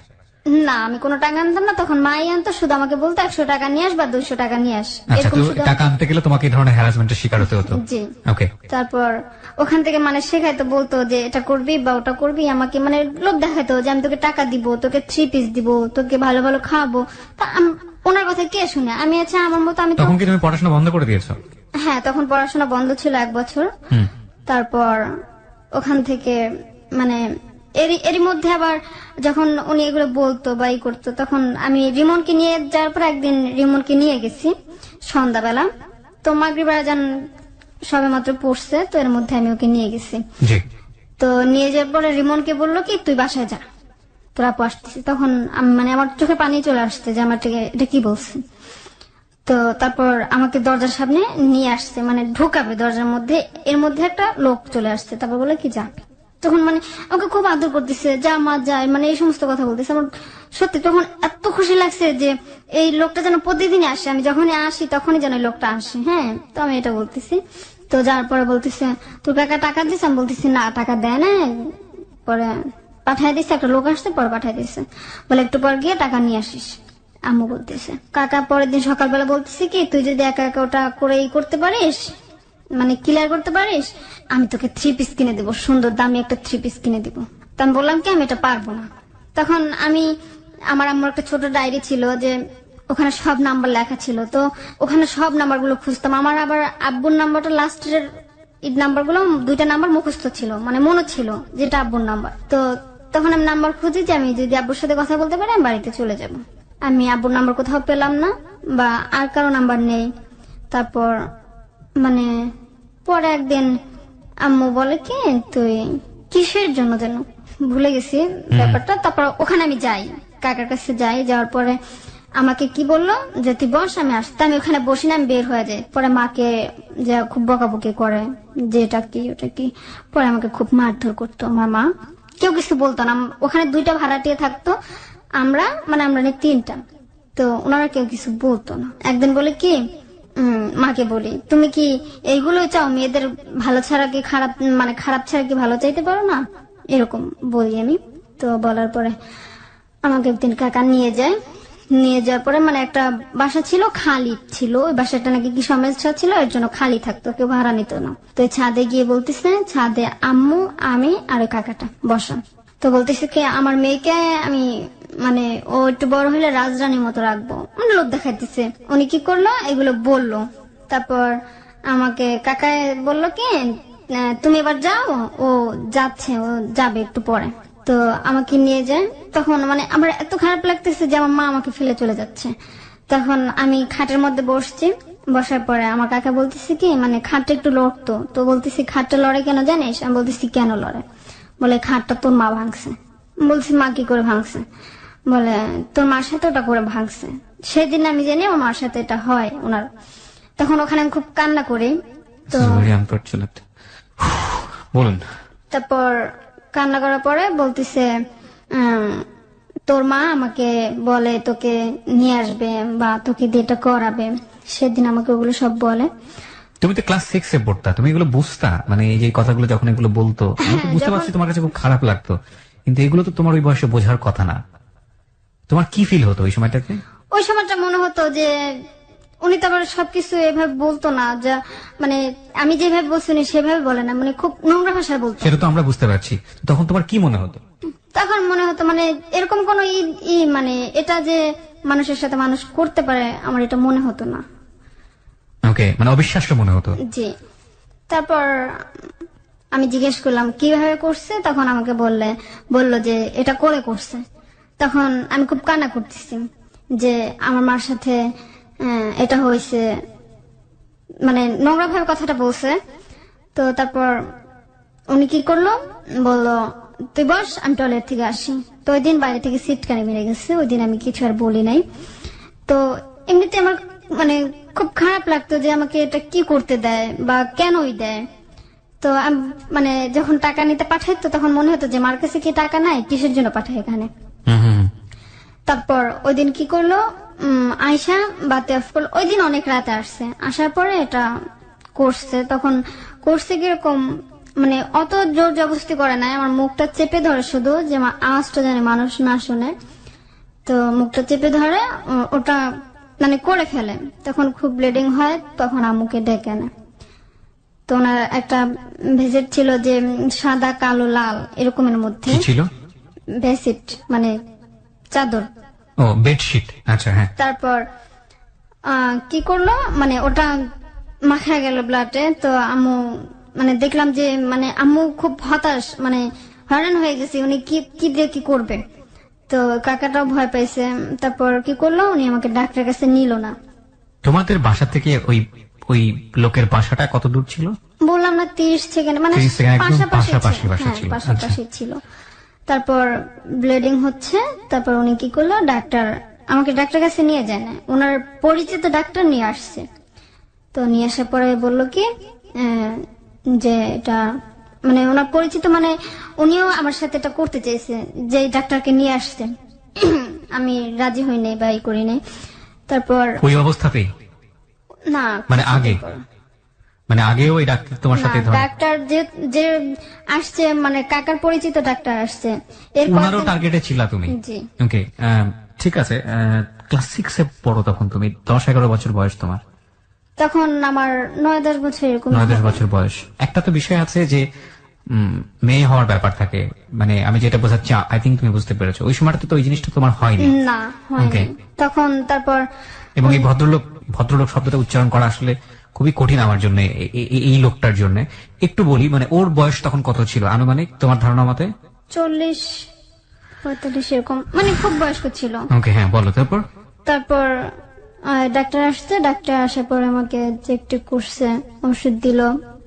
বললো এগুলো খাওয়াইতে। তো আমি 10-12 দিনই অসুস্থ ছিলাম। তো আমি খুব কান্না করতাম শেষে, মা কিছু বলতো না। মা সারাদিন পর মানে আসতো, ওই রিফাত রিমনকে রাখতাম, মিমকে রাখতাম। এরই মধ্যে আবার উনি চলে যায়, ওই সে কাকাটা বাড়িতে চলে যায়। বাড়িতে চলে যাওয়ার পর আমাদের ঘরে বাজার নাই। তো বাজার নাই, তো আমাকে বলতেছে, তখন আমি সুস্থ হয়ে গেছি। 10-15 দিন পর আমি সুস্থ, মানে মোটামুটি সুস্থ, হাঁটতে চলতে পারি। তো এর মধ্যে আম্মু আসছে, বলে এখন কি করব? আমি বলতেছি কি করবা, কাজ করো, আম্মুকে এটা বলে। তো আম্মু বলতেছি কি তুই কিছু করতে পারবি? আমি বলছি আমি কি করবো? পরে আমি খুব কান্না করি যে আমাকে যেটা কেন করাবে। তোমার মা তো শারীরিকভাবে সুস্থ ছিল, কোনো কাজকর্ম করতো না সে, না? না, কোনো কাজকর্ম করতো না। আমার এখন মনে হতো যে উনি এটা ছাড়া কোনো কাজই করতো না। আমরা এই জায়গাতে একটা ছোট্ট বিরতি নিতে চাই প্রিয় শ্রোতা। এর পরের যে গল্প সেটাও ভয়াবহ, এবং একটা শিশুর জন্য, এরকম একটা পরিবারে বড় হওয়া একটা মেয়ে শিশুর জন্য এটা যে কতটা কষ্টকর হতে পারে। মা বাবা হচ্ছে একটা সন্তানের জন্য শেষ আশ্রয়স্থল পরিবারে। সেটাই যদি একটা মেয়ের জন্য নিরাপদ না হয়, সেটাই যদি একটা শিশুর জন্য নিরাপদ না হয়, তাহলে এই শিশুটির আর যাওয়ার জায়গা কি আদৌ থাকে? আমরা এক কথাই বলতে পারি যে মনুষ্য জন্মই বৃথা হয়ে যায়। এবং আজকের এই হ্যালো 8920 লাখ লাখ মানুষ শুনছেন। এরকম মা হয়তো সংসারে অসংখ্য আছেন, কিংবা বাবাও আছেন যারা বাধ্য করেন নিজের সন্তানকে এই ধরনের কাজে যাওয়ার জন্য। তারা আজকের এই হ্যালো 8920 শোনার পরে যদি স্টপ করেন এই রকম অনৈতিক অন্যায় কাজ, তাহলে আমরা বলতে পারবো যে আমরা কিছুটা হলেও আমাদের এই অনুষ্ঠানের মাধ্যমে কিছুটা হলেও কিছু একটা করতে পেরেছি।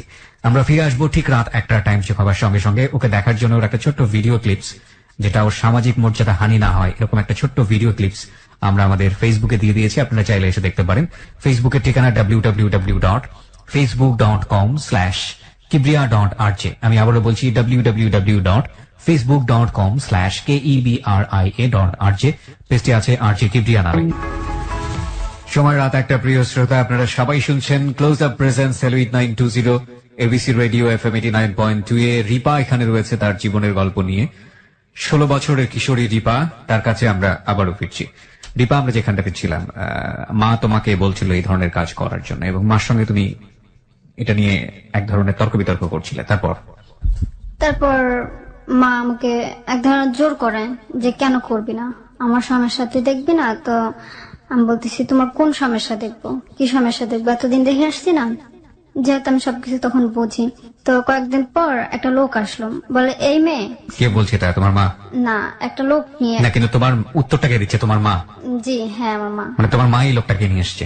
জি, মানে বয়স্ক, দাঁড়িয়ে আছে, ওকে, মানে মুরব্বী টাইপের।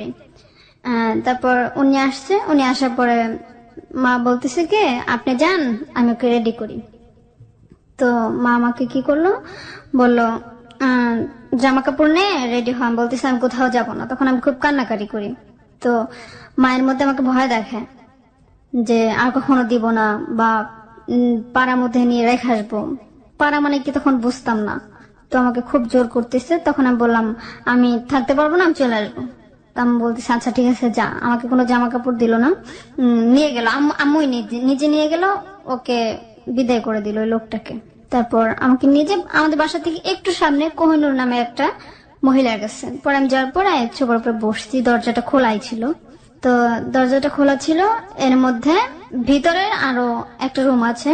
দেখতেছি একটা মেয়ে বের হয়েছে, শুধু জামা পরা, সেলর নেই। তো আমি ওখানে খুব জোর করে আমি থাকবো না, আমি চলে যাব। তো আমি কান্নাকাটি করার পরে একটা লোক আসছে। মা বলে কি তো এখানে 1-1.5 ঘন্টা থাক, আমি তোকে এসে নিয়ে যাব। ওনাকে বলে যায় যে ওকে বের হতে দিবেন না। উনি ওই মহিলাটাকে নাকি সবাই চিনতো, আমাদের মধ্যবাড্ডা এলাকায় সবাই চিনে ওনাকে। আচ্ছা, আমি এখন কি নাম ছিল মহিলাটার? কোহিনুর ছিল। কোহিনুর। উনি কি করলো, বললো তোর নাম কি? বলে রিপা। বলে তোর বোন কি শিরিন? আমি বলতেছি হ্যাঁ। বলে তুই তো শিরিনের মতনই হয়েছিস, আমার বড়পুর চেহারা আমার মতো। তো বলতেছে শিরিনরাও তো তোর মা এমন করছিল। তো আমার আপুকে নাকি ফার্স্ট ওনার বাসায় নিয়ে যায়। ওনার বাসায় নেওয়ার পরে নাকি খারাপ কিছু দেখে দরজা খোলা ছিল, তো উনি ওখান থেকে জুতা টোতা রাইখা পালায় চলে যায়। এরই মধ্যে আবার ওখানে আমাকে এটা 2টা করাইলো। তো 2টা করানোর পর আমাকে 700 টাকা দিল। 700 টাকা দেওয়ার পরে আর তারপর যে লোক দুইটা ওই লোক দুইটা বলতেছে যে তোমার নামে তো কেস হয়ে যাবে, মামলা হয়ে যাবে, তুমি এটা কি শুরু করছো বলে, মানে খুব নোংরা একটা কথা বলে যে এগুলো ঘাটতে ঘাটতে আসছি, এবার কে আমার নামে কেস করবে, কে আমার নামে মামলা কোহিনূর রিপ্লাই দেয় এটা। হ্যাঁ কোহিনূর রিপ্লাই দিয়ে নিয়ে আসলো, মানে টাকা দিল, 700 টাকা দিল আমাকে, বললো মানে তখন ওনার সাথে খুব কথা হয়, আমাকে হাতে যখন টাকা দিচ্ছে তখন আপুর কথা বলে, তোর মা যেন আসলে কেমনে, আমরাও তো মেয়ে দিয়ে করি, ওনার নিজের মেয়ে দিয়ে উনি করি। তো বলতেছে এই বয়সের না। প্রিয় শ্রোতা, এখানে একটা বিষয় একটু নোট করে নেই, আপনারা নিশ্চয়ই আপনাদের জায়গা থেকে বুদ্ধিমত্তা থেকে গল্পটা বুঝতে পারছেন ও কি বলতে চাচ্ছে। একটা শব্দ আমরা এখানে একটু মিউট করে দিচ্ছি, একটা ভিন্ন সাউন্ড দিয়ে এটাকে অফ করছি, এটা স্বাধীনতার জায়গাটা থেকেই, এবং সেটা আপনারা আপনাদের জায়গা থেকে একটু বুঝে নেবেন। বলো। তারপর আপুর সম্বন্ধে বললো আমাকে, আমি ওখান থেকে চলে আসছি, মা আসার আগেই চলে আসছি। তো বাসায় গিয়ে দেখি আমার মা তরকারি কাটতেছে। তো আমি মাকে বলতেছি তোমার ঘরে না বাজার নাই? তো বলতেছে ঘর ভাড়া টাকা দেওয়া লাগবে না, কি করবো এখন। এরই মধ্যে ওই হুমায়ুন চলে আসছে বাড়ি থেকে। আচ্ছা, আপনার যার একটা ছোট ভাই হলো রিমনের পরে, তাই না? ওটা কার বেবি ছিল? আমি বলতে পারি না ওটা কার। এটা আপনি আজও জানেন না? ওই ভাইটা বেঁচে আছে? জি এখনো বেঁচে আছে। ওর বয়স কত? ওর 5 বছর। আপনাদের সাথেই থাকে? হ্যাঁ। আপনার বাবা এটা জেনেছিল পরবর্তীতে? জেনেছে তো নিশ্চয়ই, কিছু বলেছে? না কি বলবে, সবাই জানতো, মানে সবাইকে বলতো কি এই ছেলেটা কি করছে, মানে বলতো সবাইকে যে আমি গেছি, আমার মানে বলতো যে রিপাকে নিয়ে একদিন মার্কেটে গেছি, তো একটা লোক আসছে, একটা মহিলা আসছে, বলতেছে আপা আমার বাচ্চাটাকে একটু ধরেন না, আমি একটু পানি খেয়ে আসি। ও এরপরে আর বাচ্চাটা বা এরপর আর মানে বাচ্চাটা একটা কাহিনী বানিয়েছে? হ্যাঁ কাহিনী বানাইছে। সবাই তো অবশ্যই বুঝতো যে ওদের মতো চেহারা হয়েছে, ওদের ভাই না। আমি বললাম যে বাজারের টাকা নাই, তো বললো ঘর ভাড়া টাকা লাগবে না, এখন ঘর ভাড়া টাকা। আমি বলছি আমি কি সবকিছু করবো নাকি। এর মধ্যে আমার আব্বুর সাথে আমার মার একবার কথা হয়, কিন্তু আমার মা নাম্বারটা অন্য কাউকে দিয়ে ডিলিট করে ফেলে।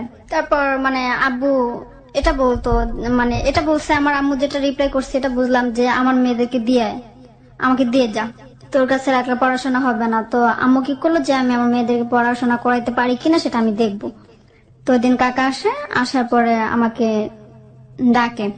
তো ডাকার পরে একটা লোক নিয়ে আসে, একটা ছেলে, অল্প বয়সী একটা ছেলে নিয়ে আসে, বলল যে এটা আমার ভাতিজা, বললো এই হচ্ছে রিপা, বললো এই হচ্ছে রিপা। পরে উনি চলে যায়, বলে আমি বিকেলে আসবো।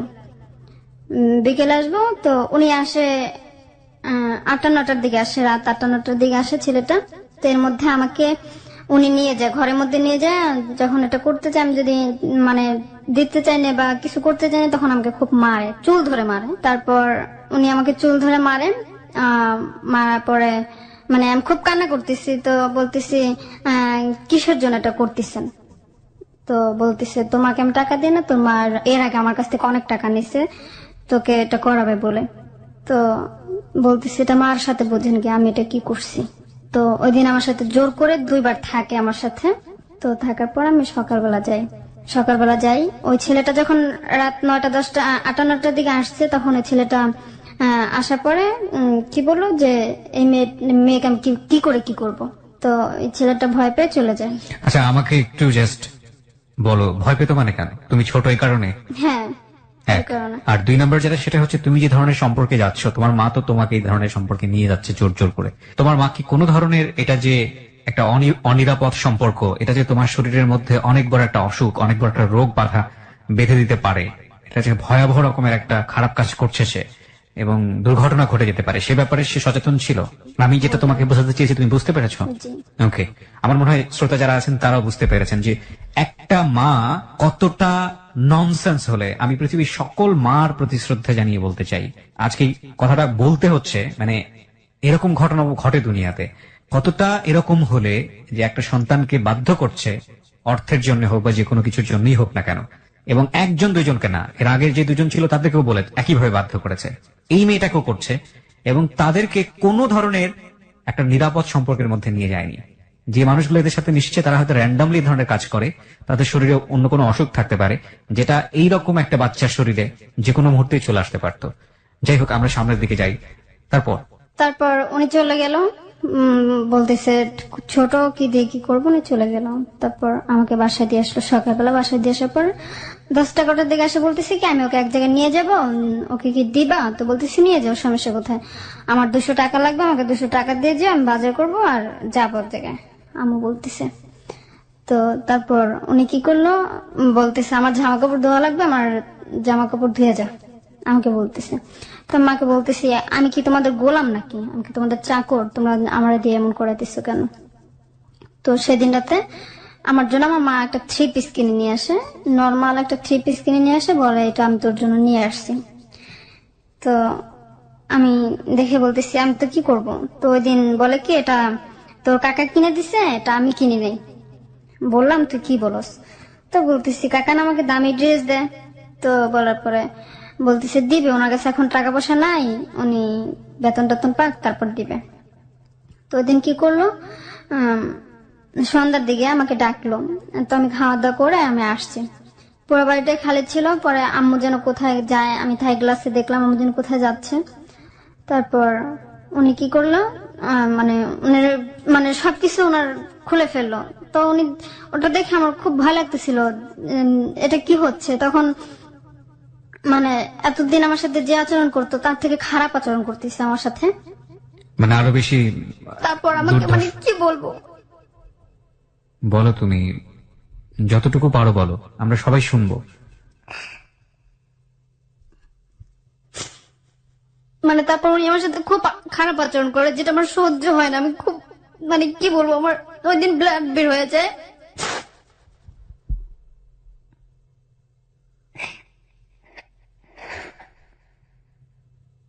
মানুষ কতটা অমানুষ হলে, কতটা পাশবিক হলে এই ধরনের কাজ করতে পারে। বিকৃত রুচি জন্ম থেকে জন্মান্তরে মানুষের মধ্যে ছিল, কিন্তু তাই বলে এতটা ভয়াবহ রকমের। তারপর উনি আমাকে ওই দিন পরের দিন সকালবেলা আমাকে ডাক্তারের কাছে নিয়ে যায়। ওই দিন আমাকে ডাক্তারের কাছে নেয়, সেই ডাক্তারের কাছেই নেয়। তো উনি আবার কি করলো, ওনাকে এই পাশে বসালো, আমাকে ভিতরে নিয়ে গেল। ওখানে উনি আমার সাথে এটা ডাক্তার জি মানে কি বলবো, আমার হাত দুটো এমন ভাবে মানে এরকম একটা সাথে চাপা ধরছে, আমার হাতে খুব ব্যথা পাইতেছিলাম, মানে না পারতেছি কিছু বলতে, না পারতেছি কিছু করতে। একজন মহিলা আসতে বলে ডাক্তার কোথায়, বলে ডাক্তার একটু বাইরে গেছে, আসতে লেট হবে। ওই মহিলাটা চলে গেল, আর কোনো মানুষই আসলো না। মানে আমার তখন মনে হইতেছিল যে ভিতরে কেউ চলে আসতো, মানে এত খারাপ লাগতেছিল।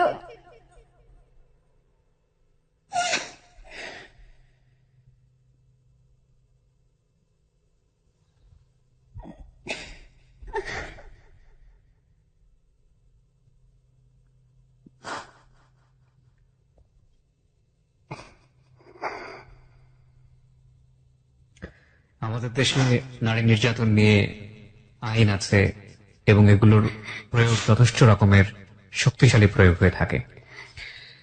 এই শিশুটা কিভাবে এরকম একটা সেফ জায়গায় আশ্রয় নিতে পারে? মা তো তার সবচেয়ে নিরাপদ জায়গা, মাই তাকে এই জায়গাগুলোতে নিয়ে যাচ্ছে, ইনসিস্ট করছে, এবং যে ধরনের ভায়োলেন্সের শিকার হচ্ছে এটা তো শুধুমাত্র শারীরিক না, একটা মানসিক জগতেও একটা মনোবৈকল্য তৈরি করবে। কিন্তু এই শিশুটা যাবে তাহলে কোথায়? সেজন্য কি প্রপার কোনো ব্যবস্থা আমাদের আছে যে এরকম একটা ভায়োলেন্সের শিকার হলে, এরকম কোনো দুর্ঘটনা ঘটলে একটা শিশু একটা পার্টিকুলার নাম্বারে ফোন দেবে বা কোনো একটা জায়গায় যাবে, গিয়ে তার সব অবস্থা খুলে বলবে, এবং তারপর ওই শিশুটাকে একটা নিরাপদ জায়গায় রাখা হবে, একটা প্রপার টাইমে, একটা প্রপার সময় পর্যন্ত তাকে বড় করা হবে? এরকম কোনো ব্যবস্থা কি আমাদের আছে? আমার জায়গা থেকে জানা নেই। যদি থেকে থাকে তাহলে অন্তত সবার জানাশোনা লেভেলে এটাকে প্রচারণায় নিয়ে আসা উচিত।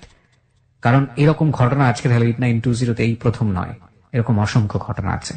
আমরা প্রচার করতে পারি না প্রিয় শ্রোতা, এরকম ঘটনাও আছে। আপনারা অনেকেই বলেন যে এরকম সাহসী পদক্ষেপ কিভাবে নেয় আমাদের এই অনুষ্ঠানটি।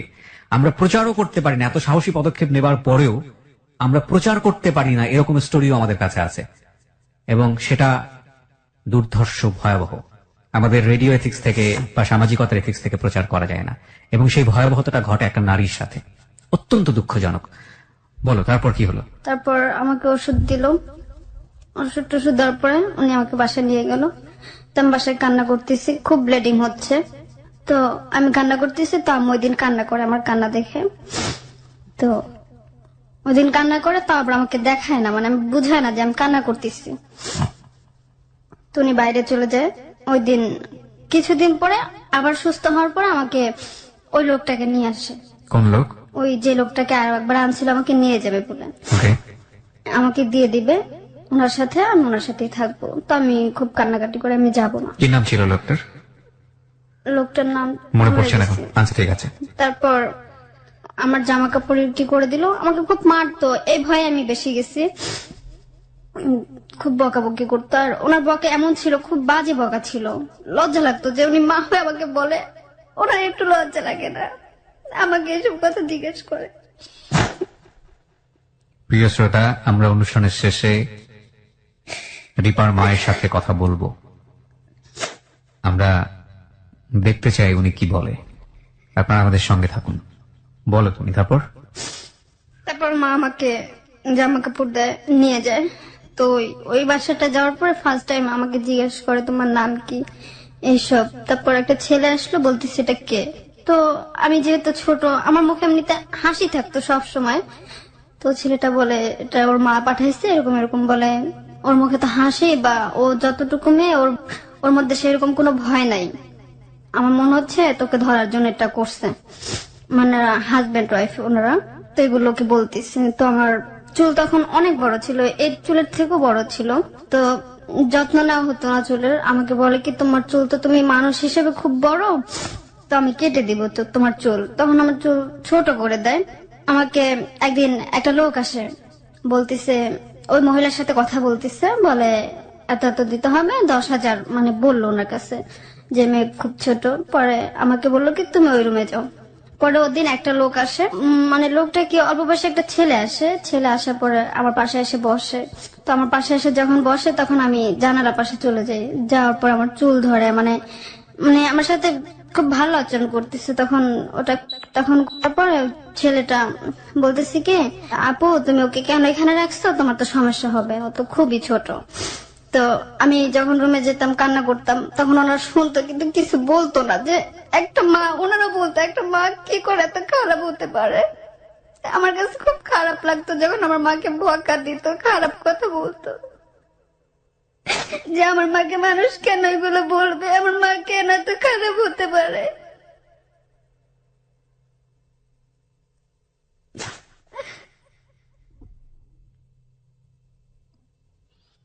তারপর উনি আমাকে বলতেছে যে, মানে উনি ওনার লাইফের কথা বলতেছে, যে আমার একটা ছোট ভাই ছিল, আমার যদি সেরকম কোনো ক্ষমতা থাকতো আমি তাহলে তোমাকে নিয়ে আসতাম। তো উনি আমার সাথে সেদিন খুব কান্না করে আমাকে ধরে। তখন আমার কাছে খুব খারাপ লাগে, যেমন নিজের মা বুঝে না, অন্য মানুষ আমাকে ধরে কান্না করে। তো বললো তুমি আমার কাছে থাকো, আমি তোমাকে ভালোভাবে রাখবো, হয়তো কিছুদিন করো, আমি তোমাকে ভালো একটা জীবন দিব। তো আমি ওনার কাছে থাকতাম, অন্য কোথাও যেতাম না। আমার মা যার টাকা হতো উনি নিয়ে যেত। আর যখন আমার সাথে কেউ থাকতো তখন উনি খুব কান্না করতো। আমি কি কান্না করতাম, ওই মহিলা খুব কান্না করতো আমার কষ্ট দেখে। তো কিছুদিন পর একটা লোক আসে। লোক আসে পরে ওখানে আরো একটা মেয়ে থাকে, মেয়েটা নাকি অসুস্থ থাকে। তখনও বুঝি না যে অসুস্থ মানে কি বা মেন্স মানে কি। বলে আমি অসুস্থ হয়েছি, তো আমি এটা কি করে করবো, যদি কেউ পারে তাহলে করুক। তো তারপর বলে কি, মানে লোকটা খুব মোটা ছিল। তখনও তুমি এটা বোঝো না, মানে তখনও তোমার ভিতরে এই জিনিসটা আসেনি? না, তখন কি ভয়াবহ, কি দুর্ধর্ষ। তারপর আমাকে ওই লোকটা কি করলো, নিয়ে গেল। ওই লোকটা ফার্স্ট টাইম বলে কি আমার তো ভয় লাগতেছে ওর সাথে যেতে, আমার সাথে কি করে যাব। তো আপুটা বললো কি যান, সমস্যা নাই। তারপর শুধু বললো যে একটু আস্তে ধীরে, মানে এটি করে তারপরে করেন। তো আমি যাওয়ার পরে ওই লোকটা, তো এর মধ্যে হালকা একটু ব্লাড দেখা দেয়। তো ওই লোকটা ওখান থেকে চলে যায় কিছু না বলে, ব্যালেন্স না দিয়ে কিছু না বলে চলে যায়, ভয় পাইছে। তো ওই লোকটা কতদিন পর আবার আসে, 4-5 দিন পর আবার আসে। 4-5 দিনের মধ্যে আমাকে যেমন এক পাচ্ছে বা কোনোদিন পাচ্ছে না, কান্না করতেছি বিধে। তো ওই লোকটা আসে। তো আমার যেটা ব্লিডিং হয়েছে আমি এটা আবার আপুকে বলি না। তো ওই দিন আসার পরে আমার মানে খুব, তখন আমার খুব মানে তোর পেটে ব্যথা করে। তো অনেকক্ষণ পর দেখতেছি আমার খুব ব্লিডিং হচ্ছে। আমি আপাকে বলি না, আমার লজ্জা লাগতেছে। তো আমি ওই মানে একটার পর একটা ছিলর চেঞ্জ করতেছি। তো ওখানে 5টা ছিলর জমে গেছে। চেঞ্জ করতে করতে। তো আমি আপাকে হঠাৎ করে বলি, আপা আমার ব্লিডিং হচ্ছে। তো বলে, তুই আমাকে এতক্ষণ বলিস না কেন? তোমার গালে একটা থাপ্পড় দিয়ে বল, তোর এত কিসের লজ্জা, তুই আমাকে এতক্ষণ বলিস না কেন? পরে উনি আমাকে ডাক্তারের কাছে নিয়ে গেল। তো ডাক্তার বললো, দেখেন এটা মেন্সের ব্লাড হতে পারে, কিছুক্ষণ ওয়েট করেন। তারপর আম্মু কয়েকদিন পর এসে টাকা নিয়ে যায়। আমি আম্মুর সাথে কোনো কথা টথা বলি না। তো ওনারা ওখান থেকে বাসা চেঞ্জ করে, ওনারা শাহাদাতপুর যায়। তো যাওয়ার পরে ওখানে বলে সবাইকে, এই মেয়েটা এইভাবে। আমার কাছে খুব খারাপ লাগতো যে আমার মা সম্বন্ধে কেন এগুলো বলবে। তারপর আমাকে নিয়ে কক্সবাজার চলে যায় আম্মু। তো যাওয়ার পরে ওখানে যাওয়ার পরে বলে কি, তোকে দিয়ে আর কখন আমি এগুলো করাবো না, কষ্ট হোক যাই হোক না খায়া থাকবো, 3 বেলার পর 1 বেলা খামো, তারপর ভালো, আমি তোকে আর কিছু করবো না। সত্যি তখন আমার চোখে এমনিতে পানি চলে আসছে যে আমার মা ভালো হয়ে গেছে। তারপর একটা বাসা নিল, ছোট একটা বাসা নিল কক্সবাজারে। জি, একটা মানে বাসা নেয়। বাসায় আমার খালা বাসা থেকে হালকা পাতলা মাল জিনিস আনে, যেহেতু আমাদের ওখানে কিছু নাই। আমার একটা চাকরি নেয়, ওখানে চাকরি নেয় একটা হোটেলে রান্না বান্না করে। তো এতদিন পরে দেখলাই প্রথম তোমার মা কোথাও কোনো কাজ নিল?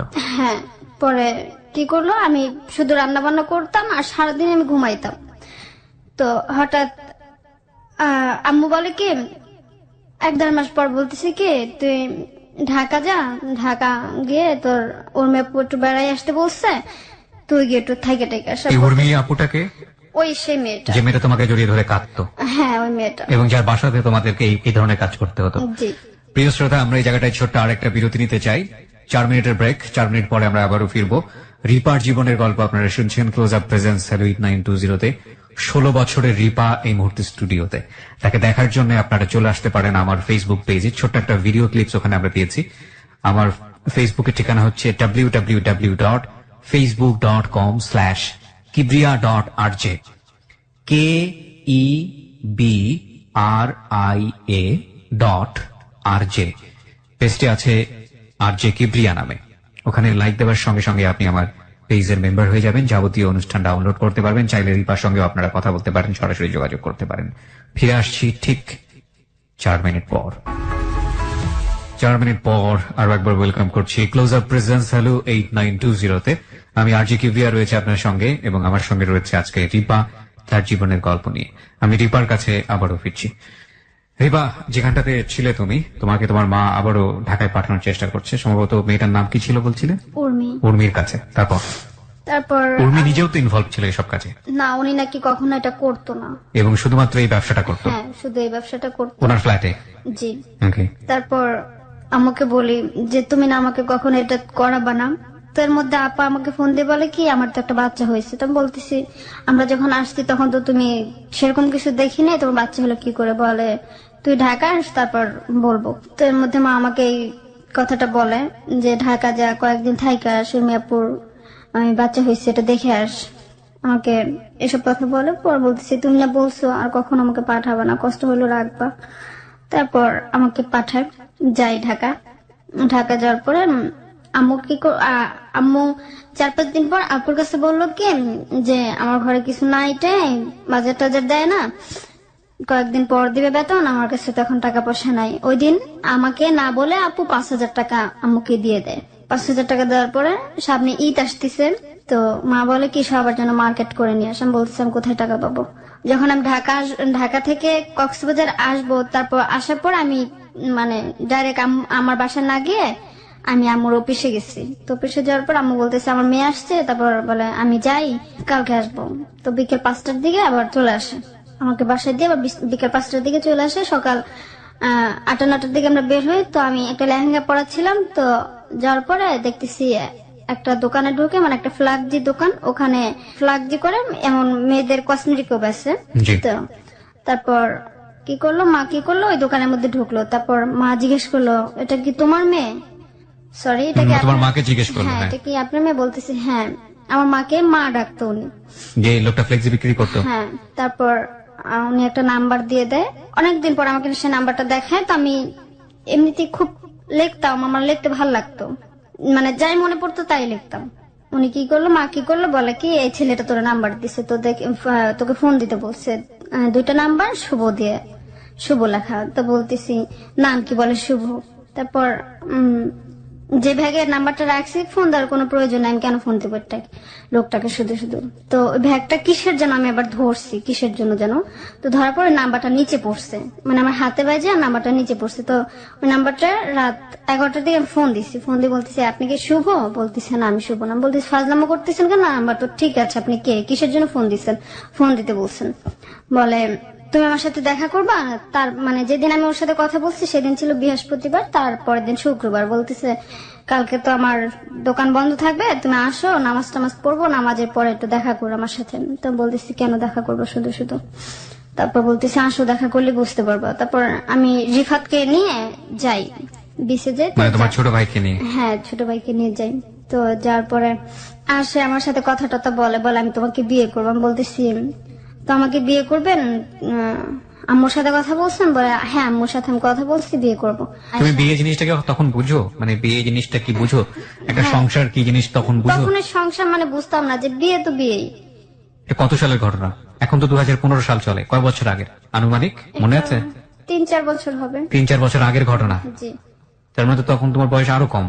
এখন যদি 16 হয় তখন তোমার 12-13 বছর বয়স। জি। তারপর আসলো একটা ছেলেকে নিয়ে আসলো, আসার পর বলতেছে আন্টি সরি আম্মু আমি ওকে বিয়ে করবো এমন এমন।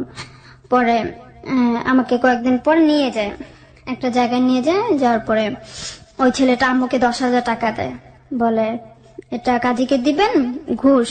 তো তারপর বিয়ে দেয়। তো বিয়ে দেওয়ার পর শুধু একটা কাগজ দেয়, যে কাগজের মধ্যে ওর নাম ছিল, আমার নাম ছিল, ওদের বাড়ির নাম ছিল। আসলে এটা বাড়ির নাম ছিল না। বলে এটা কাবিনের কাগজ, মানে এটা এই কাগজটা দিলে কাবিননামা দিবে তোমাকে 3 মাস পর, এটা তোমার কাছে রাখো, ফটোকপি করে আমাকে দিও তুমি। তো ওটা আমার কাছে রাখি। তো ওই দিন কি করলো, এক ঘরের মধ্যে মা থাকে, তো ও কি করলো আমাকে নিয়ে একটা হোটেলে গেল। হোটেলে গেছে, তো যাওয়ার পরে যেখানে যে সবকিছু লিখতেছে, যখন আমার নামটা বলে যে আপনার ওয়াইফের নাম কি, তখন ও আমার নামটাই উচ্চারণ করতে পারে না। আমাকে এসে জিজ্ঞেস করে আবার তোমার নাম যেন কি। তখন আমার যে মানে সন্দেহ মনে হলো যে আমাকে নামটা আবার কেন জিজ্ঞেস করা, এতদিন ধরে চলে আমার নামটা কেন জিজ্ঞেস করছে? রাইট। হ্যাঁ, মনে রাখতে পারে না। তারপর ও উপরে গেছে, উপরে যাওয়ার পর আমাকে নিয়ে উপরে গেছে। তো বলতেছে আমি বলতেছি কি আমি তো এখন আপনার ওয়াইফ, তো আমি যদি আপনার ফ্যামিলির সাথে কারোর সাথে কথা বলি আপনি কথা বলতে দিবেন না। বলে এখনো তো হয় না, কাউকে তো বলি না। আমি বলতেছি আপনার কাকা না জানে? ওরা কাকা ছিল। বলে এটা হচ্ছে আমার কাকা। মানে সেরকম ভাবে সবকিছু সাজাইছে যে বোঝার মতো কোনো ক্ষমতা নাই। তারপর আমাকে ও কি করলো যে তুমি থাকো আমি খাবার নিয়ে আসি, খাবার আনতে গেল। তারপর আসছে, তো ফোনে কথা বলে যে হ্যাঁ সবকিছু হবে, সবকিছু ঠিক মতনই হবে। তো তারপর ওখানে ওর সাথে ওটা হয়। তো হওয়ার পরে পরের দিন আমাকে সকালবেলা দিয়ে আসে, শুধু গাড়ি ভাড়া টাকাটা দেয় আমাকে। তো যাওয়ার পরে কয়েকদিন পর 20-25 দিন পর শুনে কি আমার আম্মুর যে হোটেলে কাজ করে, ওই হোটেলে একটা লোকের সাথে রিলেশন আছে, তো হোটেলের ম্যানেজার। তো উনি বলতেছে কি আমার আম্মু নাকি তখন প্রেগনেন্ট ছিল। উনি বলল যে তোমরা এখন ঢাকা যাও, ওটা অ্যাবর্শন করে আসো বা ওটা ফেলে দিয়ে আসো, যে ঢাকা গিয়ে সবকিছু আবার ঠিকঠাক করে আবার আইসো। তখন তো তোমার বাবার সঙ্গে তোমাদের পরিবারের সম্পর্ক একেবারেই ডিটাচড। হ্যাঁ, নাই। তুমি, তোমার মা, তোমার ছোট 2 ভাই। হ্যাঁ, এই দিল ব্যালেন্স দিল 2,000 টাকা দিল। তো 2,000 টাকা দেওয়ার পরে উনি কি করলো, এক রাত আমার এক ফুপি ছিল ওনার বাসায় থাকলো। থাকার পর পরের দিন সকালবেলা গাড়িতে উঠলো। গাড়িতে ওঠার পরে আবার ঢাকা চলে আসলো। ঢাকা চলে আসার পরে কোথাও যাবে, পরে সেই উর্মিয়াপুর বাসায় যায়। উর্মিয়াপুর বাসায় দিয়ে সবকিছু ঠিকঠাক করে ওখানে 10-12 দিনের মতো ছিলাম। তো দেখি একটা লোক আমাকে বলতেছে কি রিপা, উর্মিয়াপুর বলতেছে যে রিপা নিচে গিয়ে 7-Up বিস্কিট আমাকে এগুলো নিয়ে আস। তো নিয়ে আসছি। আসার পরে ওই আপুটা ছিল পাকঘরে, একটা মেয়ে দরজা খুলে দিছে। আপু জানে না। তো আমি দরজা টাক দেওয়ার পর দরজাটা খুলে দিছে। তো খোলার পরে আমি এসে বসছি। তো মিমকে জিজ্ঞেস করতেছি, মিম আছে তখন, যে মিম মা কই? কয় মা ভিতরে গেছে। তো আমি হয়তো ভাবছি যে কাপড় চোপড় পাল্টাইতেছে বা একটা লোককে দেখে গেছি, সেই লোকটা নাই। তখন আমার কাছে খারাপ লাগলো যে মা কি ওই লোকটাকে নিয়ে গেল নাকি। তখন মা দেখি মানে ওই সে আগের মেয়েটার মতনই জামা পরে সেলর নেই। তখন মানে আমার খুব খারাপ লাগছে যে মা এটা কি করলো। তখন মা মানে আমাকে দেখে মানে পুরো তাজ্জব, এটা কি দেখলাম আমি। ওকে না নিচে পাঠাইছে। তখন আপু বললো কি, আপু বললো কি দরজা খুলে দিছে, বলতেছে আমি খুলে দিচ্ছি। আমাকে জিজ্ঞেস করছিস তুই? তখন আপুকে আমি বললাম যে সবকিছু তো দেখেই ফেলছি, এখন কি হবে আর লুকায়, আপুকে বললাম। তারপর আপু একটা বাসা টাসা নিয়ে দিয়ে দিল। তারপর দেখতেছি আমার মানে আমি আর অসুস্থ হই না, আমি এর মধ্যে প্রেগনেন্ট হয়ে গেছি। প্রেগনেন্ট হয়ে গেছো তুমি হ্যাঁ, এইসব কাজ করতে করতে? না এসব কাজ করতে করতে না, ওর সাথে থাকার পরে। তুমি যে বেবির মা হতে যাচ্ছ তুমি বুঝলে কিভাবে?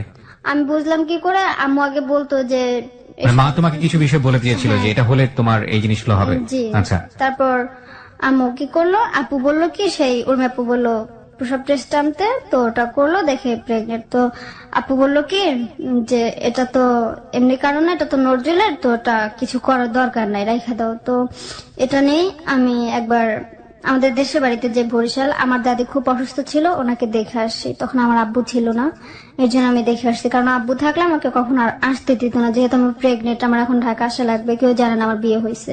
আচ্ছা। তারপর আমি চলে আসি 3-4 দিন থাকা। তো আসার পরে এর মধ্যে আমার মানে আস্তে আস্তে মানে এটা পেটটা বড় হয়ে যেতেছে, বুঝতেছি। তারপর আমরা যে বাসায় থাকি সে বাসা বাড়ি বলতেছে কি, মানে বলতেছে তুই এত মোটা হয়ে যেতেছিস কেন, আগের থেকে তো অনেক মোটা হয়ে যেতেছিস। তো আম্মু বলতেছে কি, আম্মু আমাকে বলতেছে কি আমরা যদি এই বাসায় থাকি বা এই বাসায় করি তাহলে তো সবাই বুঝে যাবে যে তুই প্রেগনেন্ট বা বাচ্চা হবে, সবাই দেখবে। তোমার বিয়ের ব্যাপারটা কি সবাইকে জানাজানি হয়নি? সবার কাছে না, জানায়নি? কেউ জানতো না, শুধু আমি, আম্মু আর ওই উর্মি আপুটা। সবাইকে জানানো না কেন? জানানো না কেন মানে আমার বড় আপু তারাও জানতো না যে আমার বিয়ে হয়েছে। কেন জানালো না? এখন আমি কি করে বলবো যে যে তুমি জানো না? এবং না। তুমি যাকে বিয়ে করলা ওনার পরিবারের সঙ্গে তোমার কোনো যোগাযোগ ছিল না? কোনো যোগাযোগ নেই। এটা তোমার মাই ভালো জানে। জি। ওকে। তারপর 5-6 মাস হয় আমার মানে প্রেগনেন্টের বয়স, তখন ও আসে। আসার পরে যখন আসে তখন আমার খুব খুশি আমি খুব খুশি যে আমার হাজবেন্ড আসতেছে। তো এর মধ্যে আবার আমার আম্মু সবাইকে আমাকে বললো কি যে সবাইকে বলবি যে তো ভাই আসতেছে। তো আমি তোর ভাইয়া আসতেছে? হ্যাঁ, আমি এখানে খুব অবাক যে আমার হাজবেন্ড, আমি ভাইয়া বলবো কেন। তো বলার পরে বলতেছে সেটা তুই পরে বলবো, তুই থাক, এটা বলিস। তারপর তো আসার পরে সবাইকে বললো কি আমার ছেলে আসছে, আমার বড় ছেলে। তো বলতেছে এর কথা যে আর কখনো শুনিনি। বলতেছে ও কুমিল্লা থাকে, কুমিল্লা চাকরি করে।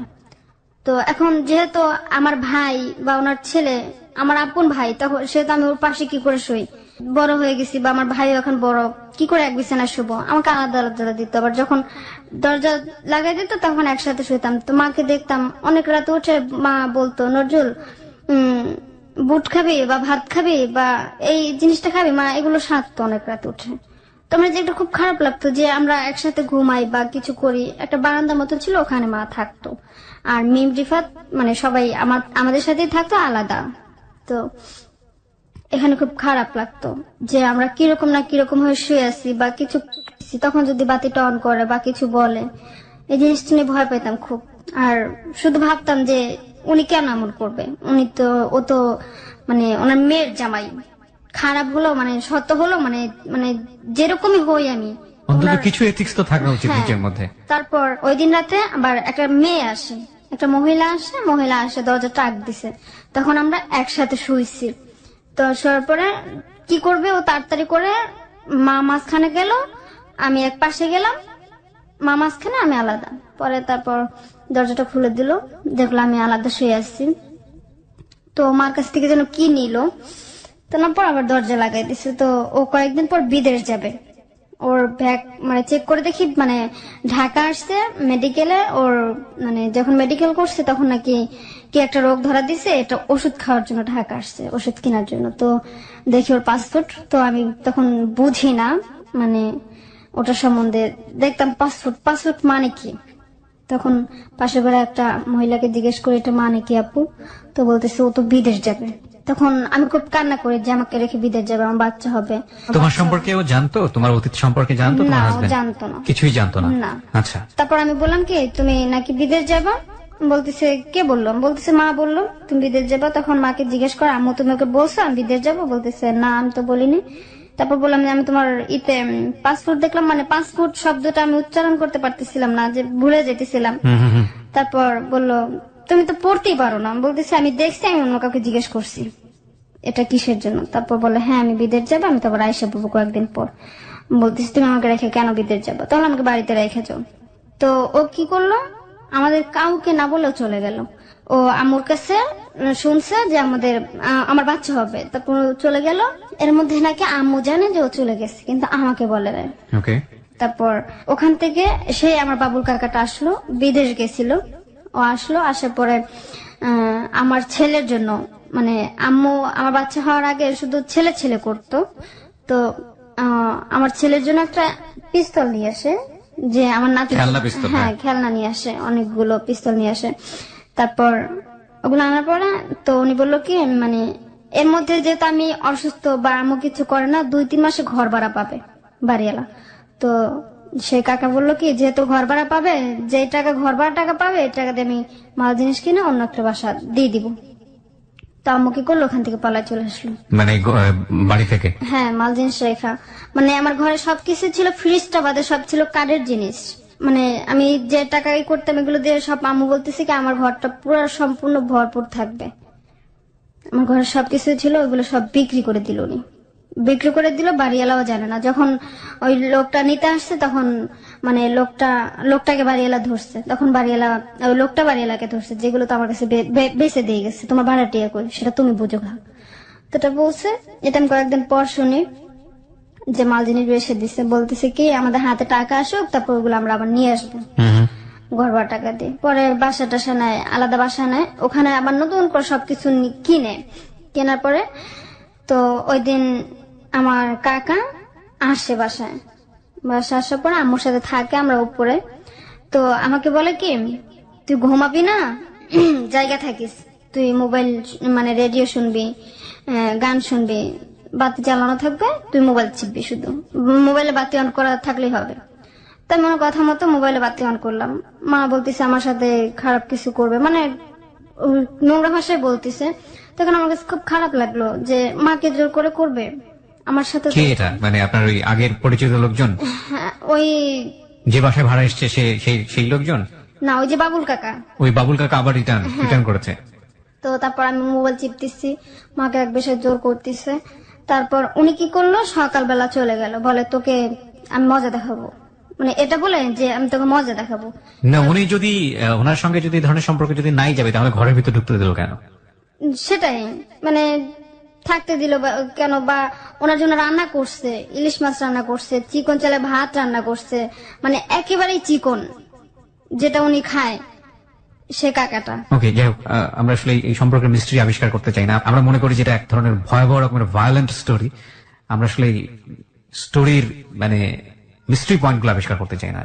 রিয়েলি মানে অসহ্য, মানে সহ্য করার মতো না। বলুন তারপর উনি কি করলো, ওখান থেকে আবার কয়েকদিন পর ঘর ভাড়া টাকা দিয়ে বাসা চেঞ্জ করলো। বাসা চেঞ্জ করার পরে একটা বাসা নিল দোতলা, বলে এখানে তোরা থাকবে, এখানে এইসব কিছু করবি না। ওখানে নিল, ওখানে ওনার জন্য আসা যাওয়ার মানে একটু মানে বাবুলের জন্য আসা যাওয়া, হ্যাঁ ফ্রি, মানে ওই এখন তোমাদের টেক কেয়ার করছে। হ্যাঁ। তারপর উনি কি করলো, প্রতিদিনই আসতো। তো আমার কাছে খুব বিরক্ত লাগতো যে আমি ওনার মেয়ে, বা উনি আমাকে হয়তো আমি ওনার মেয়ে না, হয়তো উনি আমাকে মেয়ের মতো তো জানতো, বা আমার সামনে বসে এটা কি করে। তারপর তোমার সামনে বসেই দামি জিনিসগুলো হতো তোমার মায়ের সঙ্গে? হ্যাঁ, কিন্তু বাতি অফ করা থাকতো, আমি সব শুনতাম যে কি হচ্ছে। আমি ঘুমাইতাম না, যে এত মানে রাত 12টা 1টা যে আমি ঘুমাই গেছি, আমি কিছু শুনতেছি না, এটা না। আসতো, উনি যখনই আসতো তখনই বাতিটা অন করতো। এখানে যে আমি আছি, আমি যে ওনার মেয়ের মতো, ওনার সবসময় কথার মধ্যে আম্মু থাকতোই। ওনার কি সংসার ছিল, ছেলে মেয়ে ছিল? বিয়ে করে না, বিয়ে করেনি না, আজ পর্যন্ত উনি বিয়ে করে না। তারপর এখানে সবকিছু হয়। তারপর এর মধ্যে আমি যখন আমার যখন 8 মাস হয়, তখন আমাকে দিয়ে এটা 2 বার করায়। তখন আমি খুব ব্যথা পাই।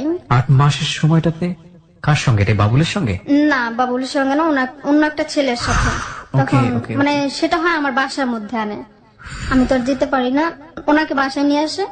তারপর আমি বলতেছি তুমি কি এখন এটা বন্ধ করবো না? তখন আমি খুব কান্না করলাম, ওই লোকটার সামনে বসে ওনাকে আর কি বলবো। তো উনি এটা করে যায়। এর পরের দিন আবার একটা লোক নিয়ে আসে। এর মধ্যে আমাকে ভালো খাবার খাওয়াইতো, প্রতিদিন দুধ খাওয়াইতো। তারপর বলতো কি যে তোর বাচ্চা হইলে তুই আমার কাছে রাখবি, মাসে 20,000 টাকা দিবি, আমি তোর ছেলেকে দুধ মানে আমি তোর ছেলেকে পালবো।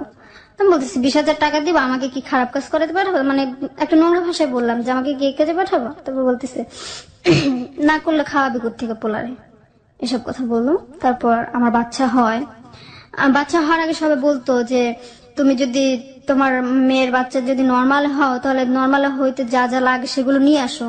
তা আমি বলতো আমার মেয়ে নিয়ে আসবো, কয়েকদিনের মধ্যে নিয়ে আসবো। যেদিন আমার বাচ্চা হবে তার আগের দিনও এক ম্যানেজার আন্টি বলতেছে যে এগুলো নিয়ে আসো না কেন, বাচ্চা হয়ে যাবে এখন।